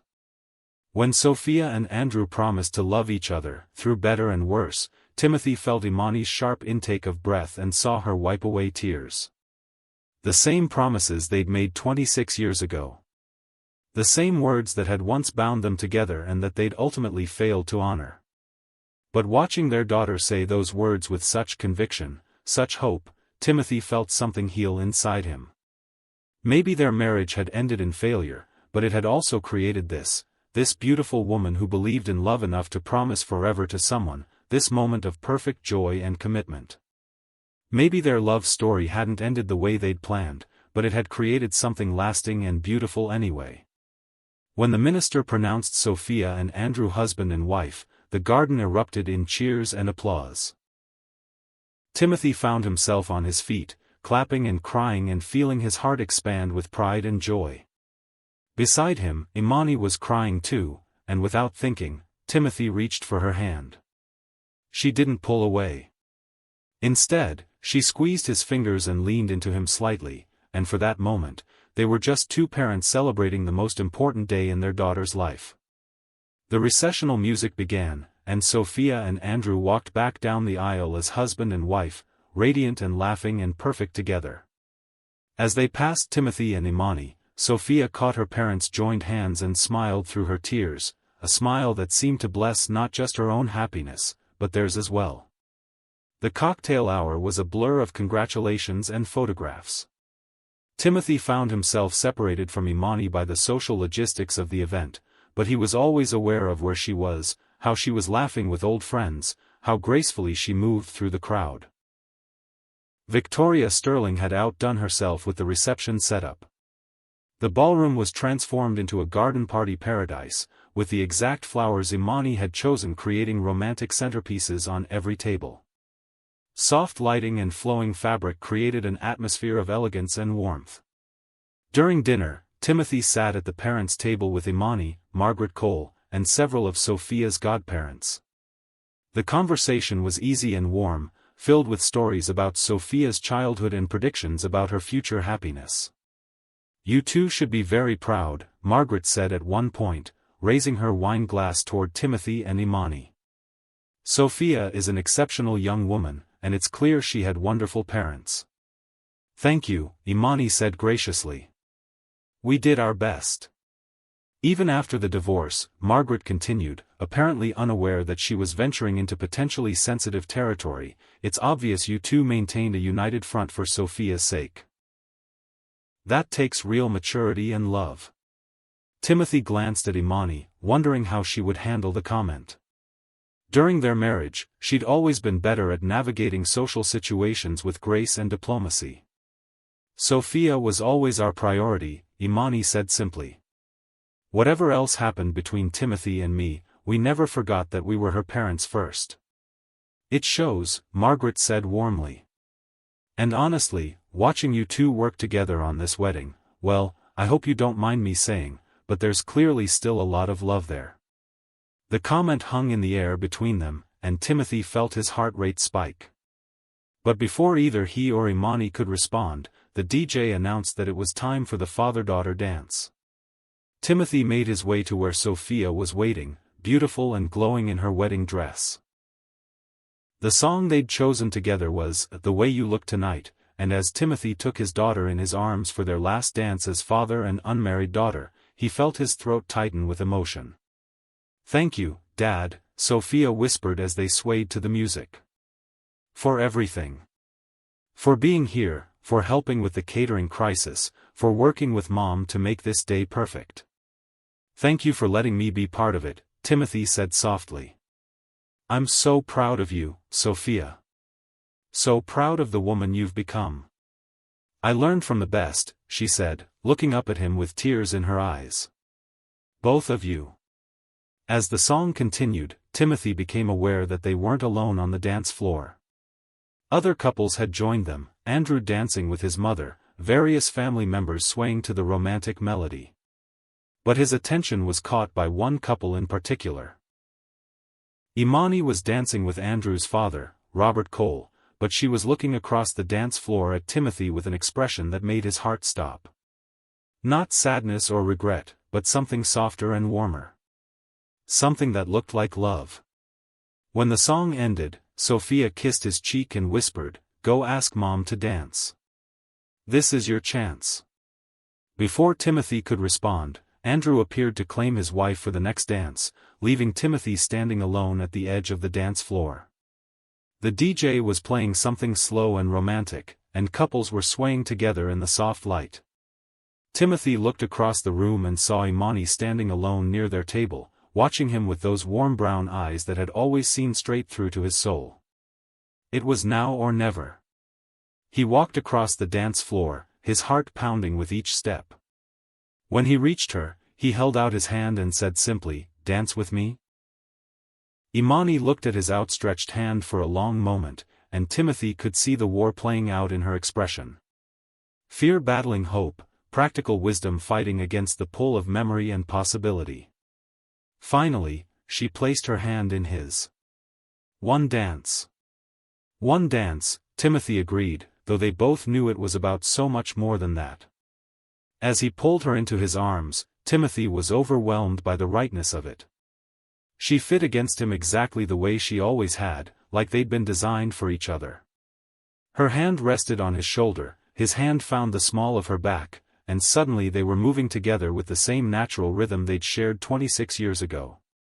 "You look beautiful tonight," Timothy said softly, his voice barely audible above the music. "Thank you," Imani replied, not quite meeting his eyes. "You clean up pretty well yourself." They danced in silence for a few moments, both of them hyper-aware of every point of contact between their bodies. Timothy could smell her perfume, the same floral scent that had haunted his dreams for 8 years. He could feel the warmth of her skin through the fabric of her dress, could see the pulse fluttering at the base of her throat. "Imani," he said finally, his voice rough with emotion. "Don't," she said quickly. "Please don't say whatever you're about to say. Not here, not now." "When, then?"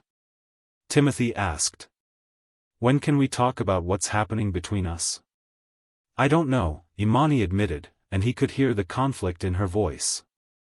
"Maybe we shouldn't talk about it at all. Maybe we should just let this be what it is, two people who used to be married, sharing a dance at their daughter's wedding. Is that really what you think this is?" Imani finally looked up at him, and Timothy saw tears gathering in her eyes.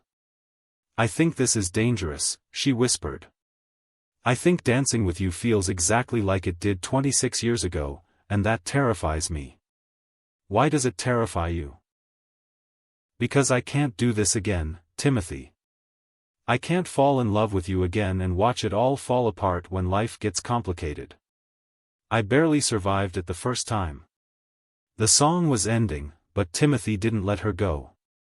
"What if it doesn't fall apart this time? What if we've both learned enough to do it right? What if we haven't?" Imani countered. "What if you're still the man who chooses work over family when push comes to shove? What if I'm still the woman who needs more emotional availability than you're capable of giving? Then we'll figure it out together," Timothy said simply. "But what if we're different people now? What if 8 years of missing each other has taught us what really matters?" The music stopped, but they remained in each other's arms, swaying slightly to a rhythm only they could hear. Around them, other couples were changing partners or leaving the dance floor, but Timothy and Imani seemed frozen in their own private world. "I'm scared," Imani finally admitted, her voice so quiet he almost didn't hear her. "So am I," Timothy said. "But I'm more scared of spending the rest of my life wondering what might have happened if we'd been brave enough to try again." Before Imani could respond, the DJ's voice boomed across the reception hall. "Ladies and gentlemen, it's time for the bouquet toss. All single ladies, please gather around the bride." The moment was broken, and Imani stepped back from Timothy's arms, looking flustered and emotional. "I should. Sophia will want me to participate in the traditions." "Of course," Timothy said, though he wanted nothing more than to pull her back into his arms and continue their conversation. As Imani joined the group of single women gathering behind Sophia, Timothy made his way to the side of the dance floor to watch. Sophia was laughing and teasing her single friends, holding her bouquet high above her head. "Ready?" she called out. 1, 2, 3. The bouquet sailed through the air in a perfect arc, flying over the heads of the younger women and landing squarely in Imani's surprised hands. The crowd erupted in cheers and laughter, and Sophia clapped her hands together with delight. "Mom! That's perfect." Imani stared down at the bouquet in her hands, the same white peonies and pink roses she'd chosen for the wedding, and then looked across the crowd to where Timothy was standing. Their eyes met and held, and Timothy saw something shift in her expression. Hope, maybe. Or possibility. Or the beginning of courage. The rest of the reception passed in a happy blur. Toasts were made, cake was cut, and the dance floor filled with celebrating guests. Timothy and Imani managed to maintain appropriate distance for the remainder of the evening, but he was always aware of where she was, and he caught her looking at him more than once. As the evening wound down and guests began to leave, Timothy found himself helping with cleanup logistics while Sophia and Andrew prepared to leave for their honeymoon. His daughter was still glowing with happiness, but he could see exhaustion setting in around the edges. "Thank you, Dad," she said, hugging him tightly in the garden where her reception was finally ending. "Today was perfect. Absolutely perfect. I'm so happy for you, sweetheart," Timothy said, meaning every word. "Andrew's a lucky man." "So are you," Sophia said, pulling back to look at him meaningfully. "If you're brave enough to see it." Before Timothy could ask what she meant, Andrew appeared to collect his new wife, and they were swept away in a flurry of hugs and well wishes from remaining family members. Finally, the venue was empty except for Timothy, Imani, and the cleanup crew. Victoria Sterling had long since departed, satisfied with another successful wedding, and even Margaret Cole and the extended family had returned to their hotels. Timothy found Imani sitting alone in the garden pavilion where Sophia had been married just hours before. She was still wearing her navy dress, but she'd kicked off her heels and was holding the bridal bouquet in her lap, staring out at the moonlit gardens. "Penny for your thoughts," Timothy said softly, settling onto the bench beside her. "Just thinking about how fast the day went," Imani said. "It feels like we were just planning the ceremony, and now it's over." "She looked beautiful, didn't she?" "Radiant," Imani agreed. "I've never seen her so happy." They sat in comfortable silence for a few moments, both of them processing the emotional intensity of the day. The garden was quiet now, with only the sound of water from the fountain and the distant voices of the cleanup crew. "Imani," Timothy said finally, "about that dinner I mentioned." She turned to look at him, and in the moonlight, Timothy could see the conflict still playing out in her expression. "Timothy. I know you're scared," he said gently. "I know there are 1,000 reasons why this is complicated and dangerous and potentially devastating. But I also know that what I felt dancing with you tonight was real. And I think you felt it too." Imani was quiet for a long moment, looking down at the bouquet in her hands. "Do you remember what we promised each other on our wedding day?" she asked finally. "To love each other forever, through better and worse." "We didn't keep that promise," Imani said softly. "When worse came, we fell apart instead of holding each other together. We were young," Timothy said. "We didn't know how to fight for each other instead of against each other. And you think we know how now? Timothy considered the question seriously. I think we've both learned things about ourselves, about love, about what really matters. I think we're different people than we were 8 years ago. Different enough? Only one way to find out. Imani looked up at him then, and Timothy saw the exact moment when hope won out over fear. Okay, she said quietly. Okay? Dinner. Tomorrow night, if you want. Somewhere quiet where we can talk without Victoria Sterling trying to orchestrate romantic moments. Timothy felt his heart soar. I know just the place. As they walked back toward the parking lot together, Timothy realized that in 12 hours, everything had changed. This morning, he'd been a father preparing for his daughter's wedding. Tonight, he was a man who'd been given a second chance at the love of his life. Whether they could make it work this time remained to be seen. But for the first time in 8 years, Timothy Miller was ready to find out. Chapter 7. The restaurant Timothy chose was perfect, a small bistro overlooking the lake where they'd spent countless Sunday afternoons during their marriage. It was intimate without being presumptuous, familiar without being laden with too many memories. Imani arrived first, wearing a simple green dress that brought out the warmth in her eyes. She'd chosen a table by the window, and Timothy's breath caught when he saw her silhouetted against the evening light, looking exactly like the woman he'd fallen in love with all those years ago. Hi, he said as he approached the table, suddenly feeling as nervous as a teenager on his first date. Hi, she replied, offering him a smile that was equal parts warm and uncertain. They ordered wine and made small talk about Sophia's honeymoon plans, about the wedding cleanup, about anything except the elephant in the room. But underneath the casual conversation, Timothy could feel the electric tension that had been building between them for weeks. So, Imani said finally, when they'd exhausted safer topics, here we are. Here we are, Timothy agreed. Two people who used to be married, having dinner and trying to figure out what comes next. Do you think we're crazy for even trying this? Timothy considered the question seriously. Maybe. Probably. But I think we'd be crazier not to try. Why? Imani asked, leaning forward slightly. Why now, after 8 years of carefully avoiding each other? Because seeing you again reminded me of who I used to be before I forgot how to be happy. Because watching you with Sophia these past few weeks showed me the woman I fell in love with is still there, just stronger and wiser and more beautiful than ever. Timothy paused, searching for the right words. Because I think we might be the people we needed to be all along now. Imani was quiet for a long moment, twirling her wine glass between her fingers. Do you remember our last fight? She asked finally. The one right before I asked for the divorce? Timothy's stomach clenched. He remembered it all too well, the ugly words, the accusations, the way they'd both said things designed to hurt rather than heal. You told me that I loved my work more than I loved you, he said quietly. And I told you that you were being dramatic and needy. I was so angry that night, Imani said, her voice thick with remembered pain. But underneath the anger, I was just broken. I felt invisible in my own marriage. Like I was competing with blueprints and client meetings for my husband's attention, and losing. You were right, Timothy said simply.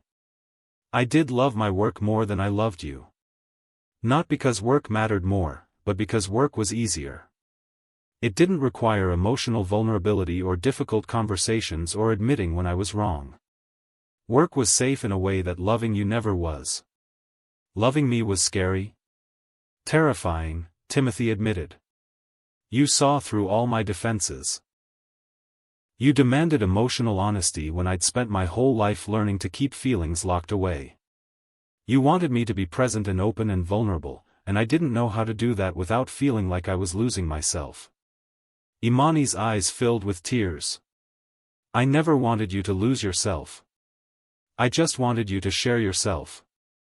I know that now, Timothy said. It took me 8 years and a lot of therapy to understand the difference. Therapy? Timothy smiled ruefully. Dr. Patricia Hawkins. I've been seeing her for 6 years. Turns out, when you lose the most important thing in your life, you eventually get motivated to figure out why. What did you figure out? That I was raised by parents who showed love through provision rather than presence. That I learned to equate my worth with my productivity.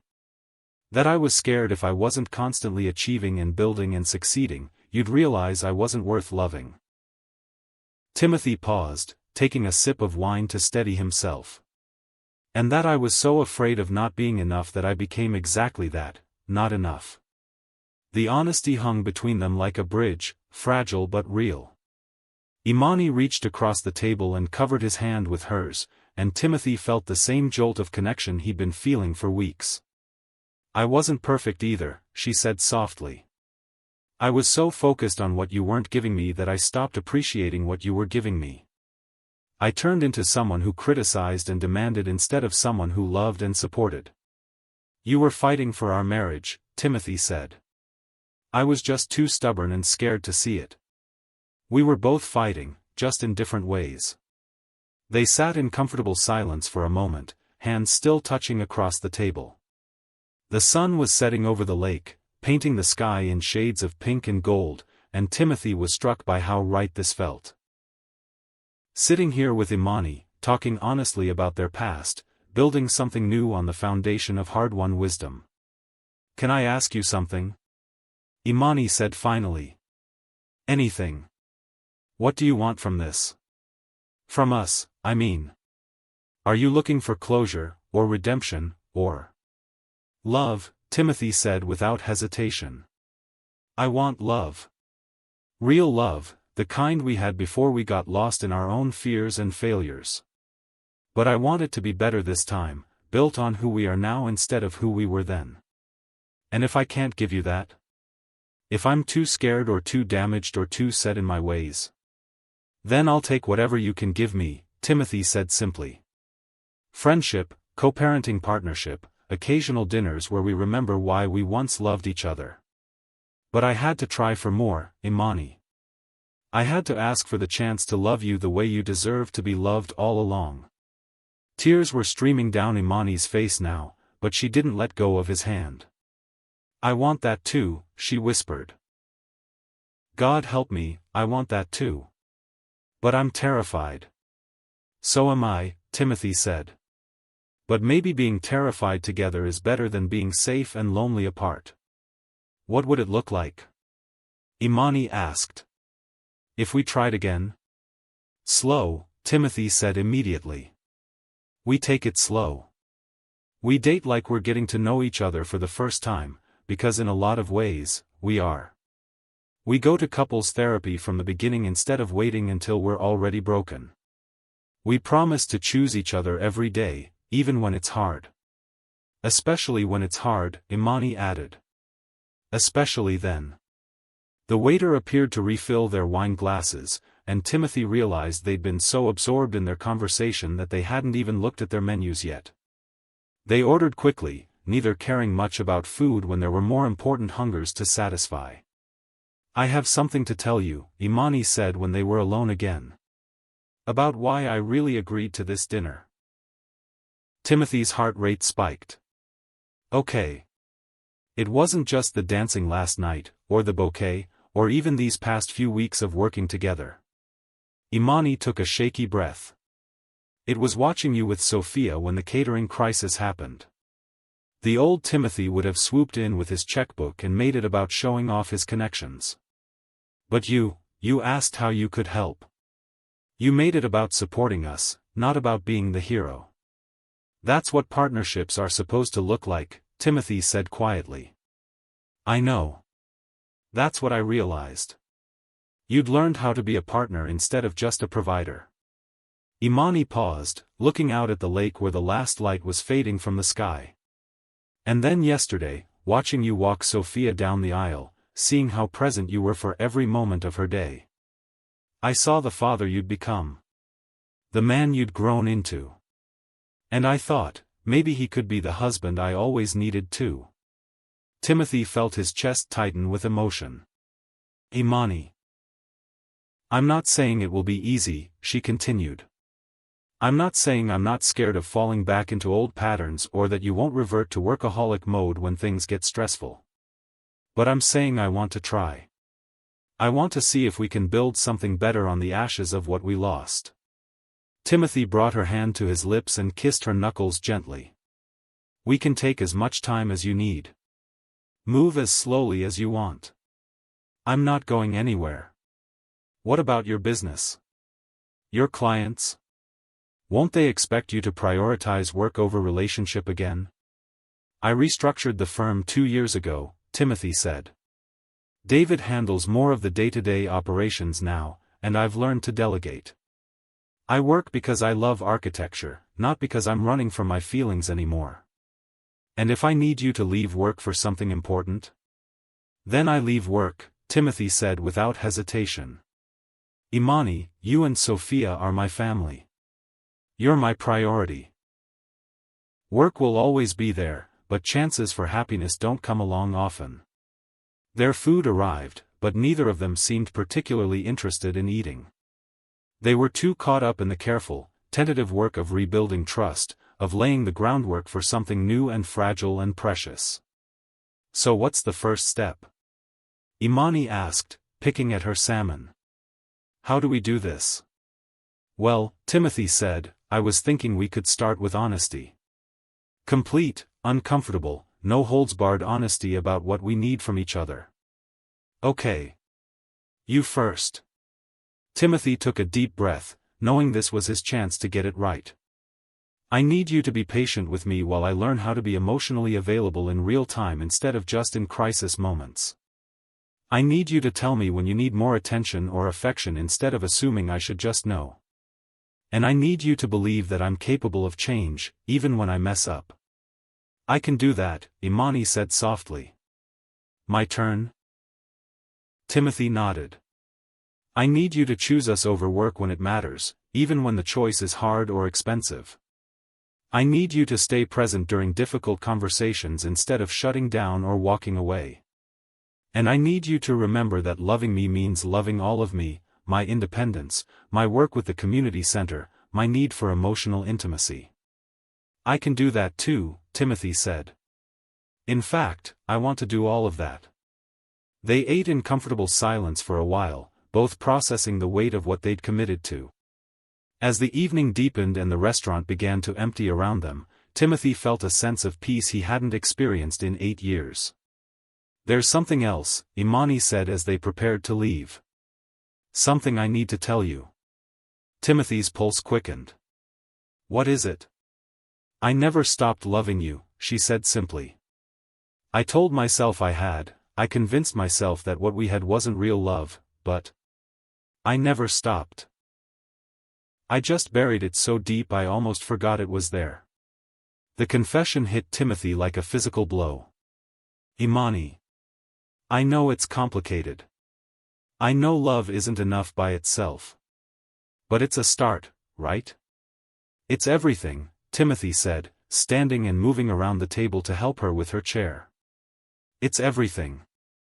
Outside the restaurant, they walked slowly along the lake path, neither wanting the evening to end.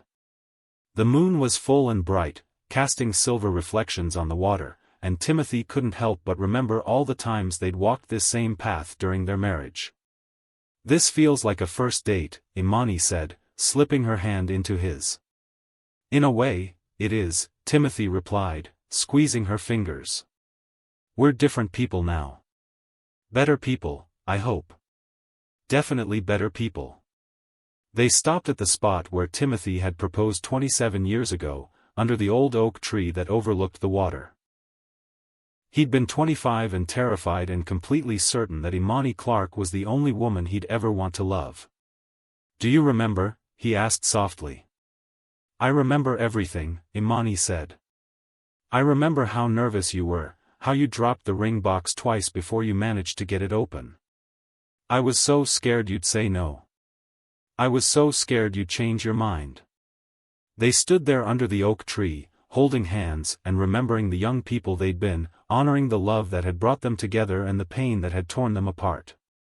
Timothy, Imani said finally, if we're really going to do this, I need to know that you understand something. What?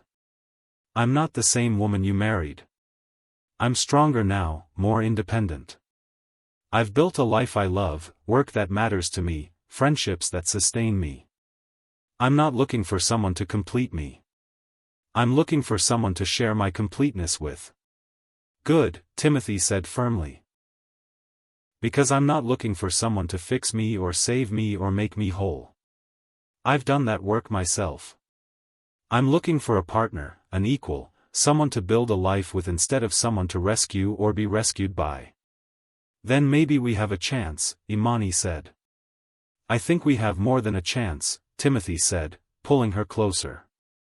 I think we have something real and rare and worth fighting for. He cupped her face in his hands, thumb tracing the path of tears she didn't realize she was crying. Can I kiss you? He asked softly. Instead of answering, Imani rose on her tiptoes and pressed her lips to his. The kiss was gentle at first, tentative, like they were both afraid of breaking something precious. But then Timothy deepened it, and Imani melted into him, and suddenly they were kissing with 26 years of love and 8 years of loss and all the hope they'd managed to rebuild from the ashes of their broken dreams. When they finally broke apart, both were breathing hard and holding each other like they were afraid the other might disappear. I've missed you, Timothy whispered against her forehead. I've missed you every single day for 8 years. I've missed you too, Imani replied. More than I ever let myself admit. They held each other under the oak tree where their love story had begun, and Timothy felt something click into place in his chest. Not the desperate, grasping love of their youth, but something deeper and steadier. Something built on wisdom instead of hormones, on choice instead of chance. So what happens now? Imani asked. Now we take it one day at a time, Timothy said. We date, we go to therapy, we learn how to love each other better than we did before. We don't rush, we don't assume, we don't take anything for granted. And if it doesn't work out? Then at least we'll know we tried. But Imani? Timothy pulled back to look at her face in the moonlight. I have a feeling it's going to work out better than either of us dares to hope. 6 months later, Timothy stood in his apartment, the same sterile penthouse that had felt like a prison for so long, packing boxes with a smile on his face. He and Imani were moving in together. Not into her place or his, but into a house they'd chosen together. A house with character and warmth, with a garden where Imani could grow flowers and a home office where Timothy could work without feeling disconnected from life. They'd taken it slow, just as they'd promised. Weekly therapy sessions with Dr. Patricia Hawkins, who had become Dr. Hawkins for couples. Date nights every Friday, where they talked about everything from their past mistakes to their future dreams. Sunday dinners with Sophia and Andrew, who had returned from their honeymoon more in love than ever and delighted to see their parents rebuilding their relationship. It hadn't been perfect. There had been moments when Timothy had slipped back into work obsession mode, and times when Imani had retreated behind walls of independence that were hard to breach. But they'd kept their promise to choose each other, even when it was difficult. Especially when it was difficult. Dad, you're humming, Sophia said from the doorway, where she was watching him pack books with obvious amusement. Am I? Timothy asked, though he wasn't really surprised. He'd been humming a lot lately. Wedding songs, specifically. I think it was The Way You Look Tonight. Your mother loves that song, Timothy said, wrapping a framed photo of Sophia's graduation in tissue paper. Speaking of Mom, Sophia said, settling onto the couch with a grin, have you thought about what I suggested? Timothy paused in his packing. Sophia had been dropping hints for weeks about her parents making their reunion official with a second wedding. She wanted them to get married again, she said, so the whole family could celebrate their love story properly this time. We're taking things slow, sweetheart, Timothy said diplomatically. Dad, you've been back together for 6 months. You're moving in together. You've been in couples therapy, you've met each other's friends, you've even started going to the community center board meetings to support Mom's work. I think you've officially moved past slow. Timothy couldn't argue with that logic. In truth, he'd been thinking about proposing again for weeks. Not because he felt pressured, but because waking up next to Imani every morning felt like the most natural thing in the world, and he wanted to promise her forever again, this time with the wisdom to keep that promise. And, he said carefully. And I think Mom's ready too. I think she's been ready for a while, but she's waiting for you to take the lead because she doesn't want to push. How do you know that? Because she's my mother, and I've been watching her be happy for the first time in years. Because when she looks at you, she gets the same expression she had in her wedding photos from the first time around. Because yesterday she asked me if I thought it was silly for a woman her age to dream about wedding dresses. Timothy's heart started racing. She said that? She said that. Sophia grinned. So, do you want some advice from your very wise and recently married daughter? I'm listening. Propose somewhere meaningful, but not where you proposed the first time. You're different people now, acknowledge that. And don't do anything too elaborate or public. Mom's never been about grand gestures.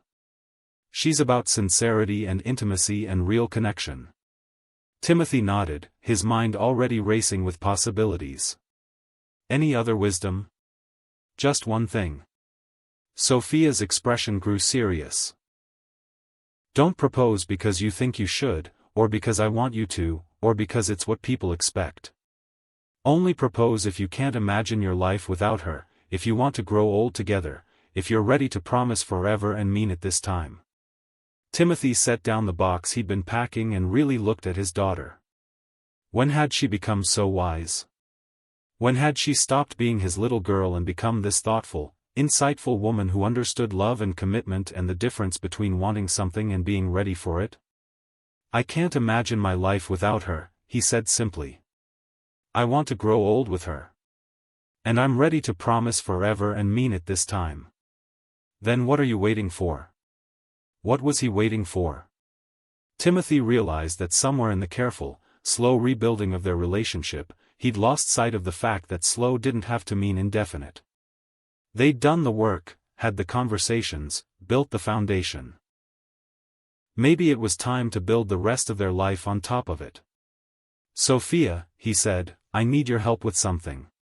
2 weeks later, Timothy stood in the community arts center where Imani worked, surrounded by the children and teenagers whose lives she'd touched over the years.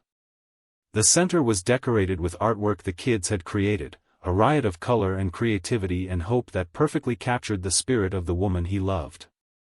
Imani thought she was there for the center's annual fundraising gala, a celebration of the programs she'd built and the lives she'd changed. She had no idea that Timothy had coordinated with the